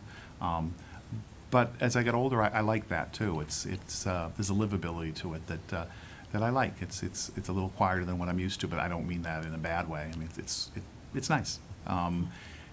It doesn't. You don't drive through town and feel like there's some huge problem. That sometimes you drive through communities and you can literally sort of see the problem, whether it's a crumbling building or that there's crime or whatever. And obviously it's a smaller community. But I've read a little bit, and just hearing your questions, I know there are some challenges that maybe you don't see them driving into town. But when you start asking questions, and whether it's coming up against the 2.5 limit and doing these building projects and making sure they're being done properly, and dealing with how do you communicate both to people and have them communicate to the government. So those issues interest me, and so I think for that reason this would be kind of a nice fit. But it's a very nice community, nice school. Mark? Richard stole my question. So, again, looking at your resume, most of the things that you've done, places you've lived, has been in the eastern part of the state. Mhm. I think I think we'd like somebody who's going to commit long-term. So, can you foresee yourself moving out here and becoming a Western Mass resident? I think it's a possibility. I'm not going to tell you that that would be something I would immediately want to do. I think I would certainly be here for whatever time I need to be here to do the job and do it well. I'm committed to that. I would hope this would be a good fit on both sides, for me with you and vice versa. I do like this part. As I say, I did live in this part of the state when I was younger for a period of time, and I liked it. So it's a possibility. I could tell you yes, but I wouldn't be completely honest. I don't know yet. I think I'd want to try it on a little bit. What I do know is that I would be here during the work week. I would be here on weekends when I need to be here. But I still do have connections back east, family and people that I spend time with. So whether I would shift out here full time or not yet, being very honest. Thank you. Yeah, you will. Tom? Yeah, in your materials, you mentioned that you made recommendations on municipal broadband access. And one of the things we're discussing in our town is possibly a Wi-Fi utility, because it seemed possible. So I wondered what your recommendations were, and is there any connection between that and Wi-Fi? There was. So there was, Yeah. I was working, I was an independent consultant, and sometimes I work with firms, sometimes I did my own thing. I was working with a firm that had been contracted to do an analysis in the city of Cambridge about broadband in a very broad way, where there were underserved communities. I mean, Cambridge is a city that has obviously a lot of technology already, and some of Cambridge has more than they need, but a lot of parts of Cambridge didn't. So that particular project was mostly focused on the parts of Cambridge that didn't have good broadband access, poorer communities, public housing, areas like that. So we looked at it very broadly. And one of the issues that came up was whether the community would want to have its own, public Wi-Fi network for the entire city. That was not really practical, and the feeling at the time was it probably wasn't necessary because a lot of Cambridge is well served already by broadband and by Wi-Fi. But again, Cambridge is very different from Long Meadow, so My exposure to those issues is more in an urban environment, but, you know, it would be the same kind of questions, I think, if Longmeadow were looking to do something is, again, what do you have already? Where are the gaps? What, is it a situation where having a government-run, you know, network makes sense as opposed to maybe a public-private partnership? I did a lot of that sort of work when though I was in the private sector, I was doing a lot with government agencies when I worked in 911. I was a government affairs director for a big company, but a lot of the work we did was with localities and counties. You know, most of 911 and the rest of the country is at the county level, and broadband access became increasingly important because we've shifted to smartphones, we've shifted to digital technology. That all happened after I left running the state agency, but I did a lot of work on that in the private sector. And it's all wonderful unless you don't have Wi-Fi access, and then it doesn't work at all. So, so that was more my background in dealing with that issue. Okay, thank you. I have a question. What is your favorite part of your job right now? I like working with my department heads very much. I'm fortunate again, because it's a bigger community, there are some of them are people that were there before me, some of them are people we brought in, and they're a wonderful group of people, and they're all different. It's not always perfect, but I think a lot of the things that we've accomplished that don't get a lot of attention were because of the work that we've done with these department heads. And even though I'm going to be leaving, when the mayor leaves, my position ends. You know, I hope to keep those connections because I'm proud of the group that I've been able to work with. I can't say I created it, but I'm proud of the work we did as a group. So I'd say that's probably the biggest thing about my job that I like is my interactions with them, and sometimes when we fix problems, and sometimes even when we can't, because I like working with them and trying to problem solve. Thank you. Now it's your turn to ask us questions. Do you have any questions for us? I guess as individuals, what would be, if you could pick one thing in looking at a field of town manager candidates that would be the most important thing for you, what would it be? We'll start with Tom. Okay, I guess I'd say that the complaints that I've had to deal with mostly are when there was a disconnect between the communication between the town manager and the community members or the select board. And so I think that having an open, transparent connection with people as much as possible is pretty important. Okay, thank you. Yeah, communication for me is king, particularly with this thing. I'm very busy in many different fronts, so if I have an idea or a question, I'll just shoot off a text or an email or something. I think open communication and accessibility are important for me. Creative problem solver. Richard? You took my thing. No. Transparency, communication, transparency, making sure the board's aware of what's going on, generally, larger, especially bad things that are coming down the pike. But I think it's honest communication and the interpersonal relationship with the board, understanding that this board is here to help the town manager be very successful because this is our community. Okay, thank you. Mine is impartiality and also being an administrator and not a legislator. Trying to get somebody who really executes what the town and what the select board and what our voters want. I would say that I get what you all say, and I can see those being part of a larger just view of what the relationship is between the select board and the town manager. And frankly, I think everything else sort of flows from there. If I don't have an answer to something, to a question or to a project or something, I may not come to you for the answer, but I know what the question is, and then I would work with my network, both of people who work here, people I know outside of, and come up with answers and make those available to you. And in some cases it would be my decision, but in a lot of cases it would be the board's. And again, the communicating both I shouldn't be telling, you might ask a specific question and maybe everybody else doesn't care about the answer, but if I sense like this is a question other people have, I'd probably say, I'd like to share this information with the rest of the board. I'd rather err on the side of you not being surprised that I'm having a conversation with one of you. Yeah, I mean, that's going to happen on a routine basis. I talked to Marie 3 times today. Well, do you care? But if it's an important issue, and we know that that's important in sharing that, even when maybe it's not something that everyone agrees on. And that, it's easy when you're all on the same page. It's when there's differences of opinion, whether it's here or in the community on any kind of issue. I guess my other question was similar, but again, what would you say is to your mind the major issue, the most important issue facing Longmeadow? Tom? Well, that's, Yeah, because we did the question this way. there's several.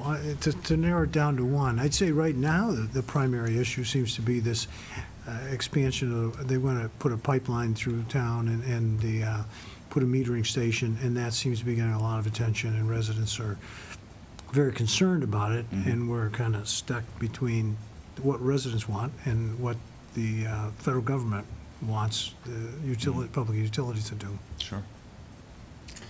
Yeah, the pipeline's obviously a major issue, but also, approaching our tax ceiling. Sure.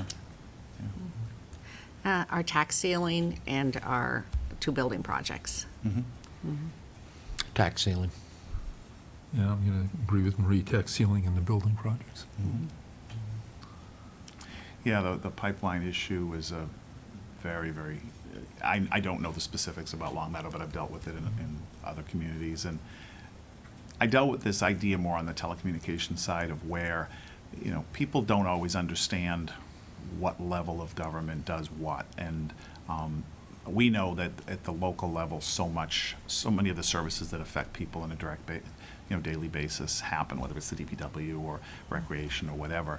And when you have a situation where you sort of have a federal mandate or a lot of the weight is sort of is working against the local government having a degree of control, I think a lot of times citizens don't understand that. And it's not enough to just say, hey, it's the feds, blame them. You have to, that's where I think the communication and the kind of being sensitive to people is, to what degree do we have control and what, but I think sometimes people, we're going to keep them out. Well, and then when you're doing this that you can't. And I think that balance is hard. And on the tax issue, I think, an honest conversation, it has to be what are all the options on the table, but that doesn't mean they're all equally, valid ones. And I think looking at trying to affect efficiencies and do more with less, genuinely, not just pretending, sometimes you shift things around on a balance sheet, but no, to genuinely try to figure out a way to do things with less. I'll give a quick example. The community where I am right now is looking at the possibility of moving our employee insurance to the GIC. It can be a very contentious issue. We have a lot of labor unions. We have a lot of unions that are, their initial reaction is to be against it. So what we're trying to do is put together a pretty good case from a data perspective of where actually there's a lot of things that you would pay less. Not only would it save the community money, but it would save you money as an employee based on the contribution you currently make. So it may not ultimately happen, but to me it's worth trying and making a case, because that's an efficiency where we could save a lot of money, some of which could go back to help the employees defray some additional health insurance programs that they might want to put into place. So I think thinking that way is going to be important to avoid having to have the bigger conversation on the revenue side. But that's something you'd have to honestly look at and ultimately, get a sense of the board and the town meeting and the community as to where they prioritize things. Well, thank you very much for Thank you. I wish you the best of committing luck. to come in and applying. Yeah, It's been a happy. lot of work, and we appreciate you doing I this. wish you a lot of luck. Thank you. Thank you. Thank you.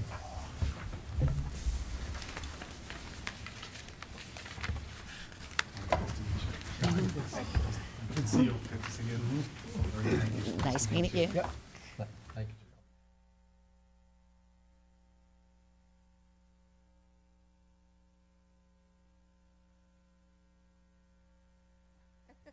5 minutes? Does anyone want a 5-minute break, or? Sure. Okay, and then we'll sit down and deliberate a bit. Break up. Okay? Huh? Break out the bourbon. Yes. Well, that was your job to bring that. How do I you know brought I the didn't? sugar, the donuts.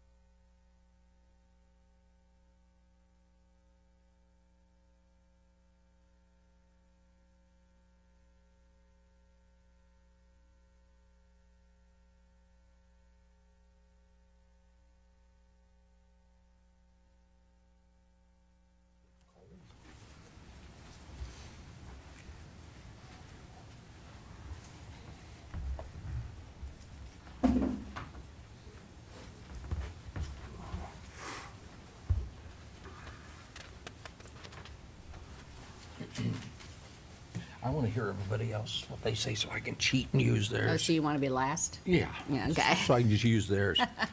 Kind of slide home easy. Okay, is everyone ready to discuss strengths on the first candidate, which is Scott? You going to introduce him? Oh, well, I guess we'll introduce you. This is Bernie Lynch, yes, who's been in charge of the whole town manager search. I want to thank you and the search committee. I think they did a fabulous job. We have 3 candidates, anyone which would do very well in Long Meadow. Excellent, thank you. Yeah. Thank you. It's been a pleasure really working with the town on this effort. You had a very good screening committee. We were able to meet, and people were very flexible about trying to make it all work, and really came prepared and ready to have good, frank discussions about the strengths and weaknesses of all of the candidates that we had.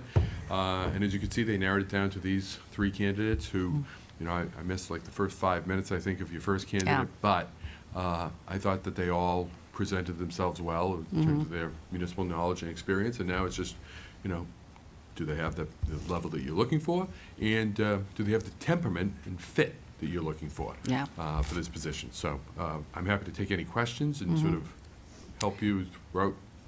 Well, first of all, I also have to compliment you on your timeline. I know that was a difficult timeline. You stuck to it, and you got us where we needed to be. Thank you. In a timely manner, so we appreciate that. Thank you. Before we begin. Oh, and actually, along those lines, Yeah, the screening committee had its final meeting, I believe it was on the 17th, which was, that was a little bit off of what we had hoped Right. initially. So it gave us a little less time than we normally like to do the reference checks. But I do have a reference report okay. for each one of the candidates. Thank you. But just something to, I apologize that we weren't able to, we literally just wrapped it up with getting the calls back this week. So, Okay. All right, so we'll start with listing the strengths from the interviews and where we felt and the resumes, the information we have. Then we could always review what these references are. Why don't we start with you, Tom? Do you want to list what you feel the strengths were for Scott? We'll go through our first candidate, Scott Zybeck, and then after we've all spoken about his strengths, we'll move on to the next candidate. Tom? Okay, so, thank you, Marie. So he talked about using statistics and collecting data as a way to help people understand how decisions are made and what would be the best kinds of decisions for a town to make. I like that. I liked when we talked about vision, he talked about a unified plan and, sort of connecting the departments and looking at their functions, citizens and volunteers, and pulling all of them into a unified plan. That sounded good.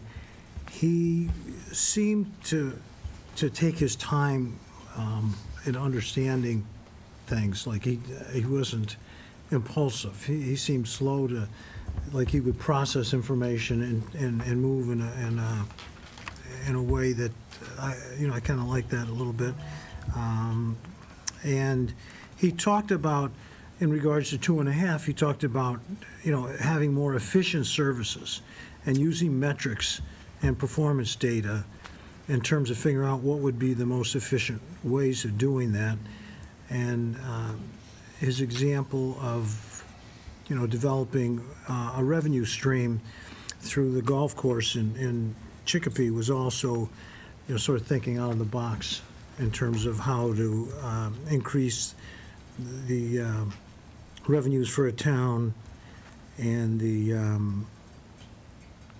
I think, and he also talked about preservation of open space, but I think a lot of people in town would be happy to hear that. Those were the main things that I got. Thank you. Mark? So, yeah, I thought he was poised. I thought his temperament was good. The fact that he's spent so much time in personnel management, I think, will be helpful, dealing with the various departments, and his interpersonal skills, I think, are probably very good. I liked how he said that when he was working with Mayor Bissonnette in Chicopee, that he'd work with citizen engagement, reach out to citizens, and he doesn't rely on email. and that he likes to have face-to-face interactions. Those are the high points for me. Okay. Richard? Well, everything everybody else has said. I like the fact that he's doing outreach and continuing his education. I understand now that one of the other applicants had some outreach that she didn't have on there, but he definitely is pursuing enhancing his position as he moves along in his career. He's got a good employment history. He locks in a position, stays there 5, 6, 7 years.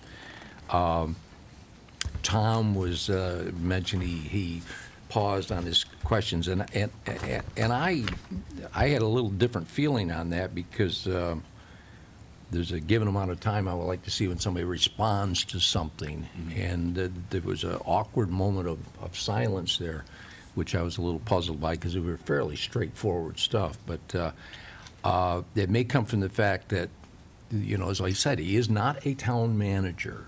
He's not been in that arena yet. He's been close to it, and he's in a division, and he's in a large division, but it's still, there is a place where the buck doesn't stop, so it goes on. As you said before, all three candidates they're very good. So, Mark? At this point, I picked up on, I think HR's experience is phenomenal. I think that gives him somewhat of a view of different departments. I think he potentially gave it a little bit more than I would have, but that's nevertheless, I think, important. The other thing was his stated communication style, and what we saw here, I thought was very good. All right, I liked his fact, the experience he has in personnel management, I think is really important when you're a town manager. I liked that he talked about best practices and then talked about how he implemented it. I think we've talked about using metrics and goal setting a lot. I liked the fact he did have a legal background, and also he seemed to have a background in understanding development, where he said he did analysis of properties and passed that on to the mayor. He didn't see the project all the way through, but it was some work in development. Ready to go on to our next candidate, and that is Lynn. Tom?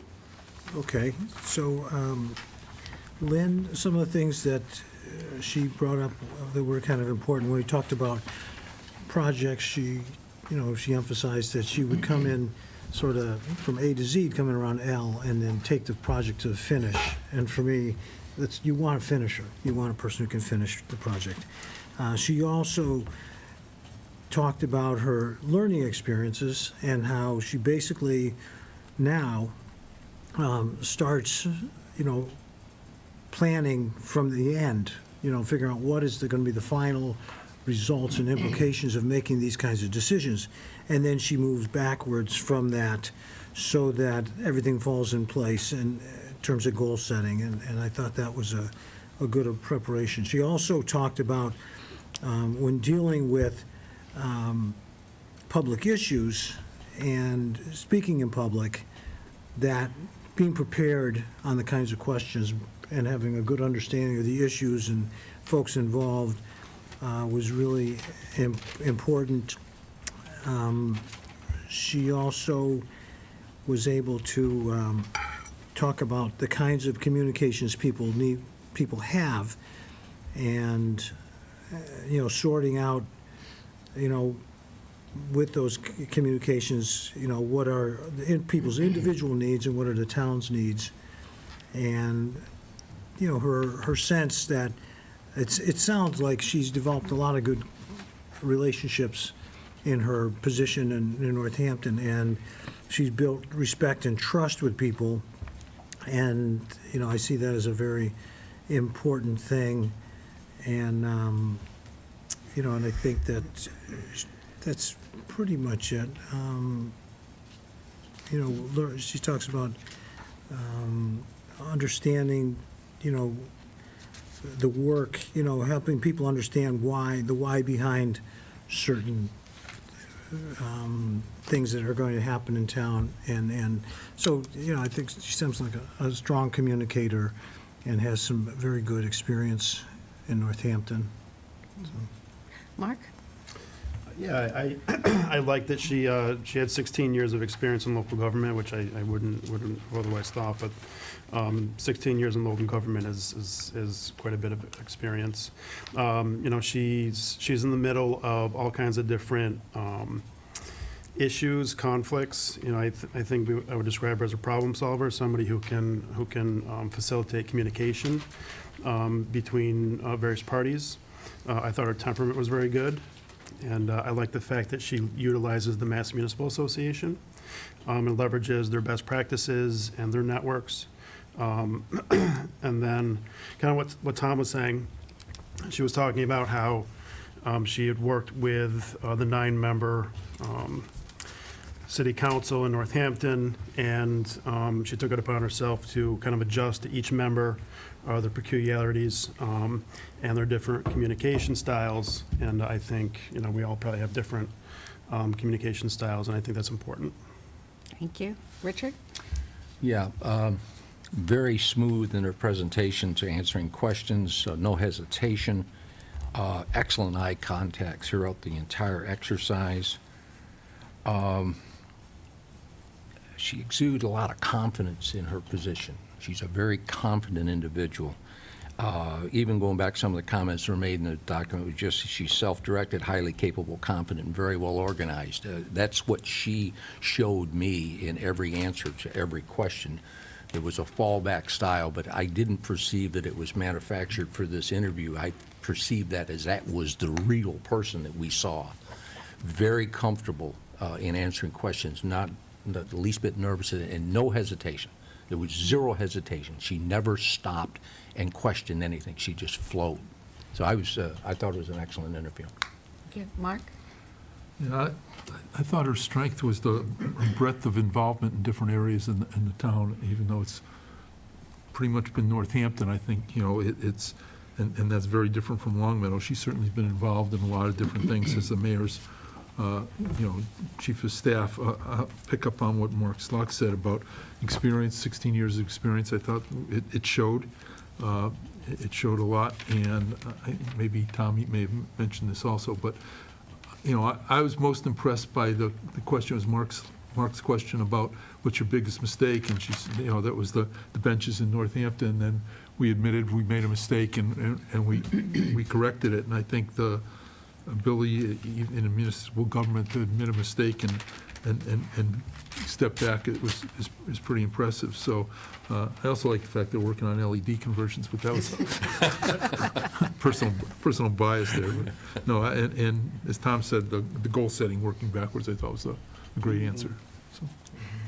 I like the fact that when there was a problem, it seems in Northampton, they pick up the phone and call Lynn, because she's going to pick it up, she's going to get it done, and she'll take it over the finish line. She talked about this huge wage analysis program that she went through that I think is really important for Longmeadow. Her time management that you mentioned is very important, many years in the same organization. She also talked about succession plans, and that's something that we have on one of our top things to deal with. And I like the idea that when she talks about communication, she gears it to the needs of the individual. So she doesn't talk about a general communication plan with a 5-member board. It's getting to know what each of that members need. And it appears to be that she was successful at it because she talked about previous town council members reaching out to her because they know they'll get a straight answer. So I felt those were her strengths. So now we'll move on to Paul, and you get to start again, Tom. Okay, so with Paul, you know, he came out right at the beginning saying he was a collaborative leader, and then he sort of reinforced that throughout his talk, and he talked about, you know, again, using data, but looking at data and comparing it to people's impressions, and that you really need to collaborate and work together. He felt that, you know, we should, you know, like an outsider like himself, he said he shouldn't bring a vision to the town, that he should really get information from all the constituents involved. And he talked about when he has a challenge, he will ask other people, and he's got it seems like he has a fair number of resources to call on to get some input to help him do some problem solving. he said one thing that was kind of interesting when he talked about cost savings. He talked about efficient trainings to reduce the costs, and I know that Stephen would talk about that, with, getting people certain trainings, so then the town wouldn't have to hire outside people. I know he taking on the challenge between the municipal side and the schools in terms of efficiency must have given him a really good experience. I know that's not an easy thing to do. And he also talked about, with conflict, how his examples, how conflict ties to growth, and how when they had some of these challenges that he had experience with, that then afterwards there was growth and new positions and people put in new policies, and so he had some good experiences that he could bring to the table. Mark? Yeah, I thought his experience was really good, both at the state and local levels. Similar to the other two, he was very poised. I thought his temperament was really good. I think he's a good communicator, which obviously I value. And I genuinely think he is a collaborator. I feel like he's an innate collaborator, and I thought that was one of his strengths. Richard? Yeah, I felt that Paul, in my feelings, didn't do a great job on eye contact. There was several times he didn't make eye contact, and I looked for that quite heavily. I personally felt he gave a good interview. My personal feelings were he projected himself to me as more of a mayor than a town manager. And that's not negative. That's a very positive statement. But the fact is, he seemed to be up globally looking at issues at a different level to me. In the answers he gave, several answers were answered at a elevated level to me. They were more a philosophical level than a practitioner's level. But other than that, he's good credentials, et cetera, et cetera, et cetera. But that was my main comments. Mark? Yeah, I read into it, but that a lot more of his experience and good experience and came out of his experience as a consultant and his work as consultants. He referred back to when he worked in the 911 position an awful lot, and also as a legislative aide. That's certainly both positives, I think, for us. Just what other people said as well came through. Well, I think his big strength is his networking ability, his knowledge, very well read appears, knows research, understands the how to progress and do better. I like the way he talked about taking ideas when there's a breakdown of communication and try to find the level to communicate in. Citizens Task Force, he feels comfortable working with citizens. But I think his biggest strength is his relationship with government agencies. Okay. So we went through the strength contests. Do you recommend that we do a straw vote, or that we spend a few minutes reading through these references and then do a straw vote? Does the select board feel we should be narrowing it to 2, or just see where we feel? Yeah. What do you suggest? Well, there's a variety of different. There's no perfect answer for this. Some boards make their decision immediately after the interviews. That happens. In many cases. I haven't counted them up, so I would hesitate to say most, but it's close to that, if not just a little bit over that. You could take a few minutes to read over the comments that the people have given us. These are public documents, so we try to take all the information in, both strengths and weaknesses, and package it in a way that tells you about the candidate. There could be this certain language in there that can sort of lead you to understand what their style is, what their knowledge base is. We try as much as we can to get people to tell us about their a particular project that they've worked on, or a way that they've an issue that they've handled, to give you some sense of their level of expertise and their style. But then coming out of that, taking a few minutes perhaps to do that, I guess the question is, are you prepared? I would ask the members, do you have one that you're prepared to, without actually saying perhaps who it is? If you all feel that way, then, then we can see who people want to go with. Perhaps you are torn between a couple of candidates.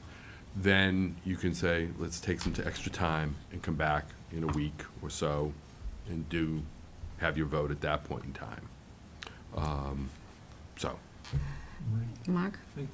A couple of questions for you, Bernie. Sure. So you gave us this reference report, but Right.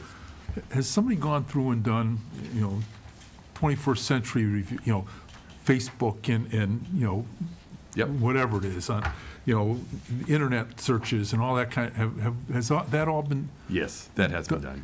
And so, I mean, the fact that we got nothing out of that, does that mean there's nothing out there, or that I guess I'm trying to. I'll always hesitate to give you an absolute guarantee, because there might be something way back in cyberspace but looking out over these three individuals, there's nothing that jumps out that says that they've posted inflammatory things on Facebook, that there's nothing in there that when I say go in, we use the internet right up at the front end and say, okay, is there anything out there on their Facebook pages?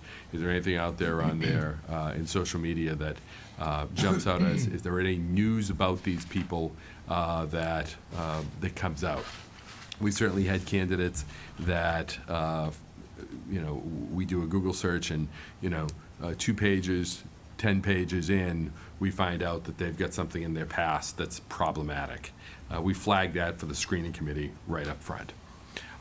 With these 3 individuals, there is nothing of that sort there.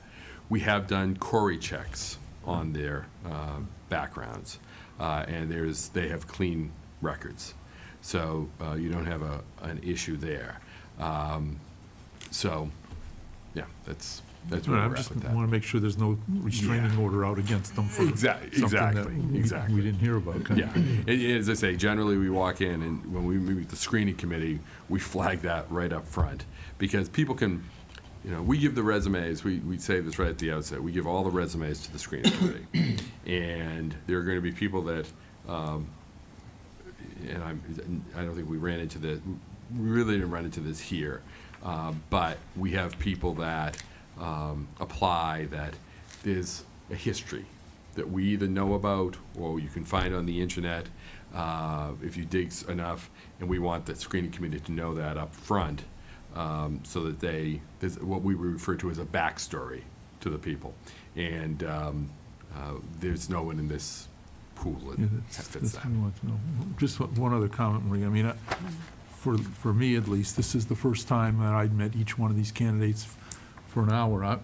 Personally, I feel more comfortable before we make an offer that we have a little bit more time and a little bit more depth with whoever that And that's- candidate may be, and maybe we narrow it down to 2 people that we want to talk to. But that's just my bias. And I guess my question is, how much time did the screening committee spend with these folks? Screening committee spent about an hour and 15 minutes. Okay. Well, I guess- And I will say that, again, that's, again, very common to the process that's no. used Yeah. in other searches. Tom? Well, I would say, I have a strong leaning towards one individual, but like Mark is saying, we just received this information, and also just passed out the Vision Task Force, which is really a feedback from the community about where they want to go. And it'd be nice to see if these all match, but we'll see how other people feel. Well, got Mark? Yeah, I mean, I wonder what value we would get from having them come back and interviewing them again.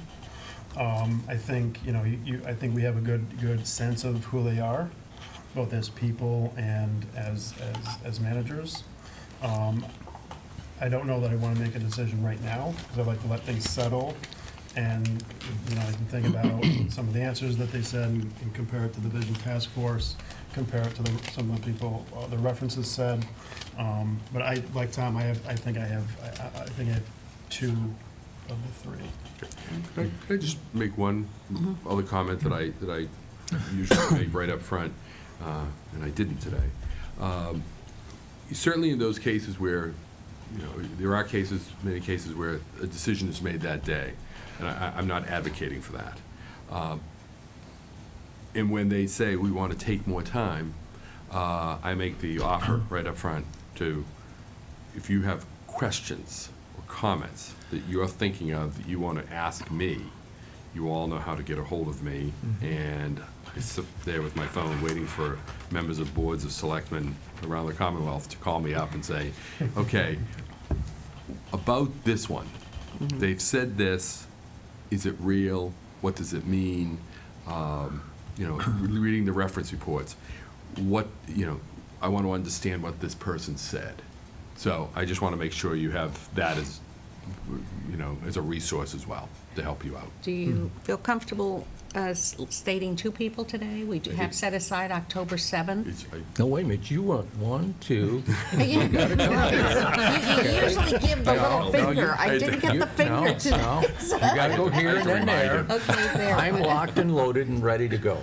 Oh, you are? Yes. Okay, There so will with be your no number change 1 there. person. Yeah, any other things you do, I don't think is gonna change my mind.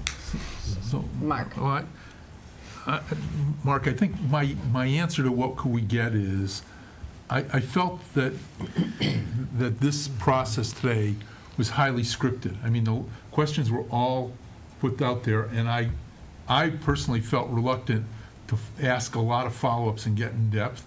I thought that with each of the candidates, and this isn't an indictment of any of them, there was clearly a misunderstanding between what I thought we meant when we wrote the question versus the way they interpreted the question. And so I think there's opportunities to take a few of these questions and get them to answer what we thought we were asking instead of what they thought we were asking. So from my perspective, you know, spending another little bit of time with some of these candidates, the top couple of candidates, and I'm prepared to do that as well, I think might be helpful to me. Would you want your answers in writing rather than coming them back in? A series of 2 or 3 questions to ask them in writing, or you would like them to come back in? Let's start with you, Tom. How do you feel? I think they've done what they needed to do. You know, they've come here, they've done a good job answering our questions. That for us to just continue to ask them question over question, you know, just to keep going and going, I think that's unfair. And I would not want them to have to drive back here for another face-to-face interview.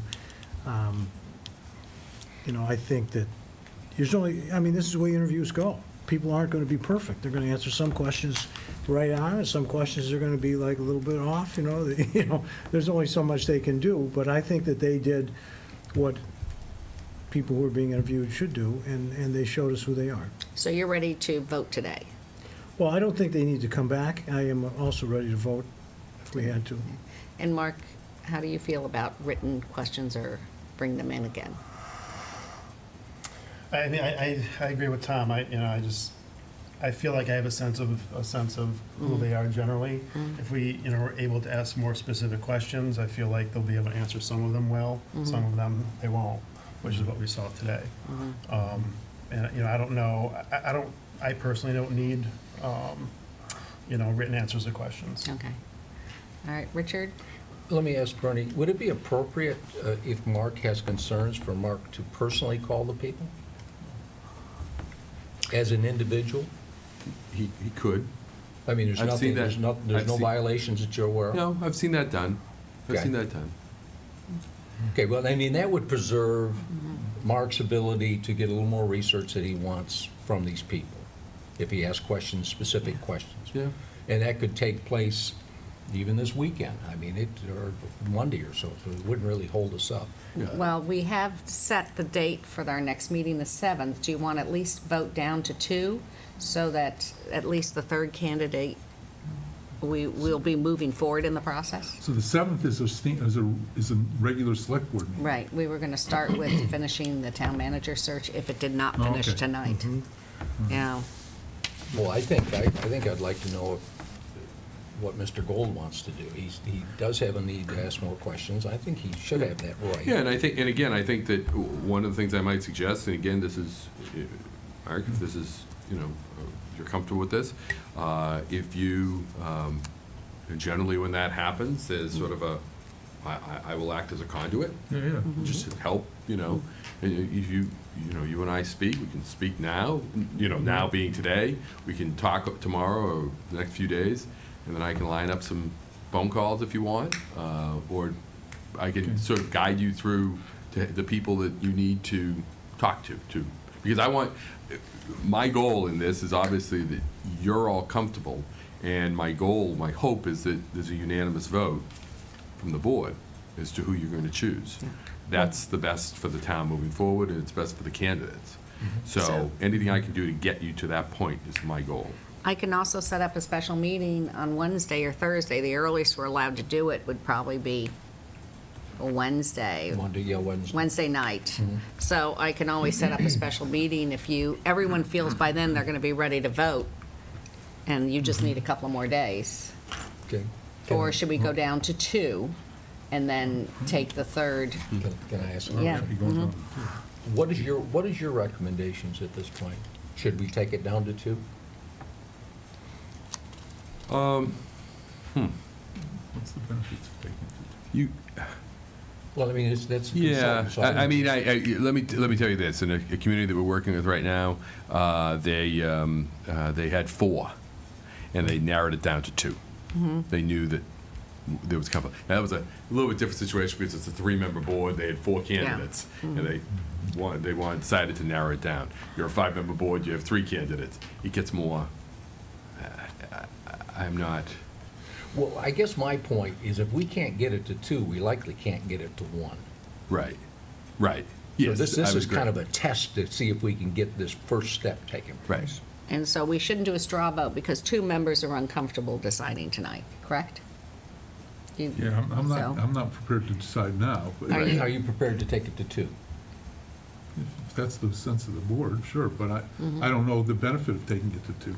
Yeah. I mean, other than The third Right. person doesn't have to think. be hanging on. They wouldn't be, I guess I would probably say, I would agree with Mark. Just go on. It's Just- not worth it. just go. to do that. Just take 3. I What? agree. Okay, so I marked it down on my calendar too, so. should we go, since we're not bringing them in again, and it's just a matter of us getting together in a room, are people available on Wednesday night or Thursday night to just come in and do the Wednesday would be final better. vote? Wednesday would be better for me, I can't, Thursday, Wednesday's good for you? Okay, let me see. Wednesday's tough. Tough. You're the one slowing up the process. Suck it up, You're Mark. the only one can make tough. Is it a religious holiday on Wednesday? How are we doing on that? No, after 6 o'clock, it's not. oh, after 6 o'clock? What, do you want to have a 6 o'clock meeting or 6:30? What's going to work for you, Mark, on a Wednesday? Well, I mean. Before the- sundown? The only difference is, no, 6:30 or 7 is just more convenient for people coming after dinner, after dinner as opposed to earlier. Either 6:30 or 7, doesn't really matter to me, one way or the other. See, if you have an earlier meeting, then everyone's hungry and they'll want to do it fast. so they'll leave. Okay, so how I- does 6:30 sound for people? I can't make either one of those, but. you Well, don't- do we need you don't- there? You don't need me. Okay. probably. But I will be, if you need to get a hold of me, We'll call you on the I'll try to phone. make myself available for that anyway. Oh, yeah, do we feel we need Bernie there for that last vote? This is I don't think so. October 3rd? October, Second. Second. let me see what the- Second, you're right. October 2nd, 6:30? All right. Okay, and then Jackie, can you get that posted for us? And I'll see if this room is available. But I expect the meeting to be no more than a half hour, so if we have a 7 o'clock meeting, someone here. I know planning is at the high school, so planning's probably right here. And so if we come in at 6:30, I can roll right into my 7 o'clock meeting. That will be done. Do you think we'll be done in a half hour? I think so. I don't know how much, unless we have Yeah, unless you got a split vote. well, what I could do is then take the other room down the hall. Okay. Okay, so it'll be, is that 8:12? It won't be on camera. Do we need to- 8:15? Do we need to be on camera? No. Okay. This is 8:15, so it'll be 8:12, 6:30 on the 2nd. If you could get that posted, and I'll check with the high school first thing Would tomorrow. it better serve the community if we put planning down there and we stayed on camera? If planning's willing to move, I don't know. I will see if I can negotiate Okay. planning to move. So we'll get back to you about the exact posting. I'll call Walter this weekend. Any other questions for Bernie? Is it a majority vote? Is 4 out of 5. 4 out of 5? Oh, is Four it? out of Needs, five. it requires a supermajority, Yeah. right? I'd like to make a comment, too, and I think I made this before. This is the second town manager search that I've been through, and this one has been smooth. Good. And I really do mean that. This has been no drama, it's been very easy, it's been well organized, so I take my hat off to you, Bernie. You Thank did a great job Thank on you, I this one. appreciate that. Yeah. Yeah.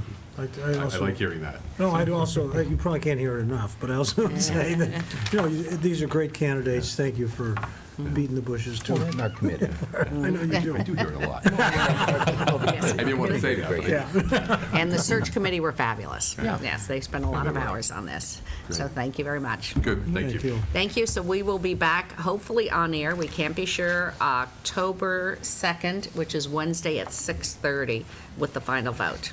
Thank you.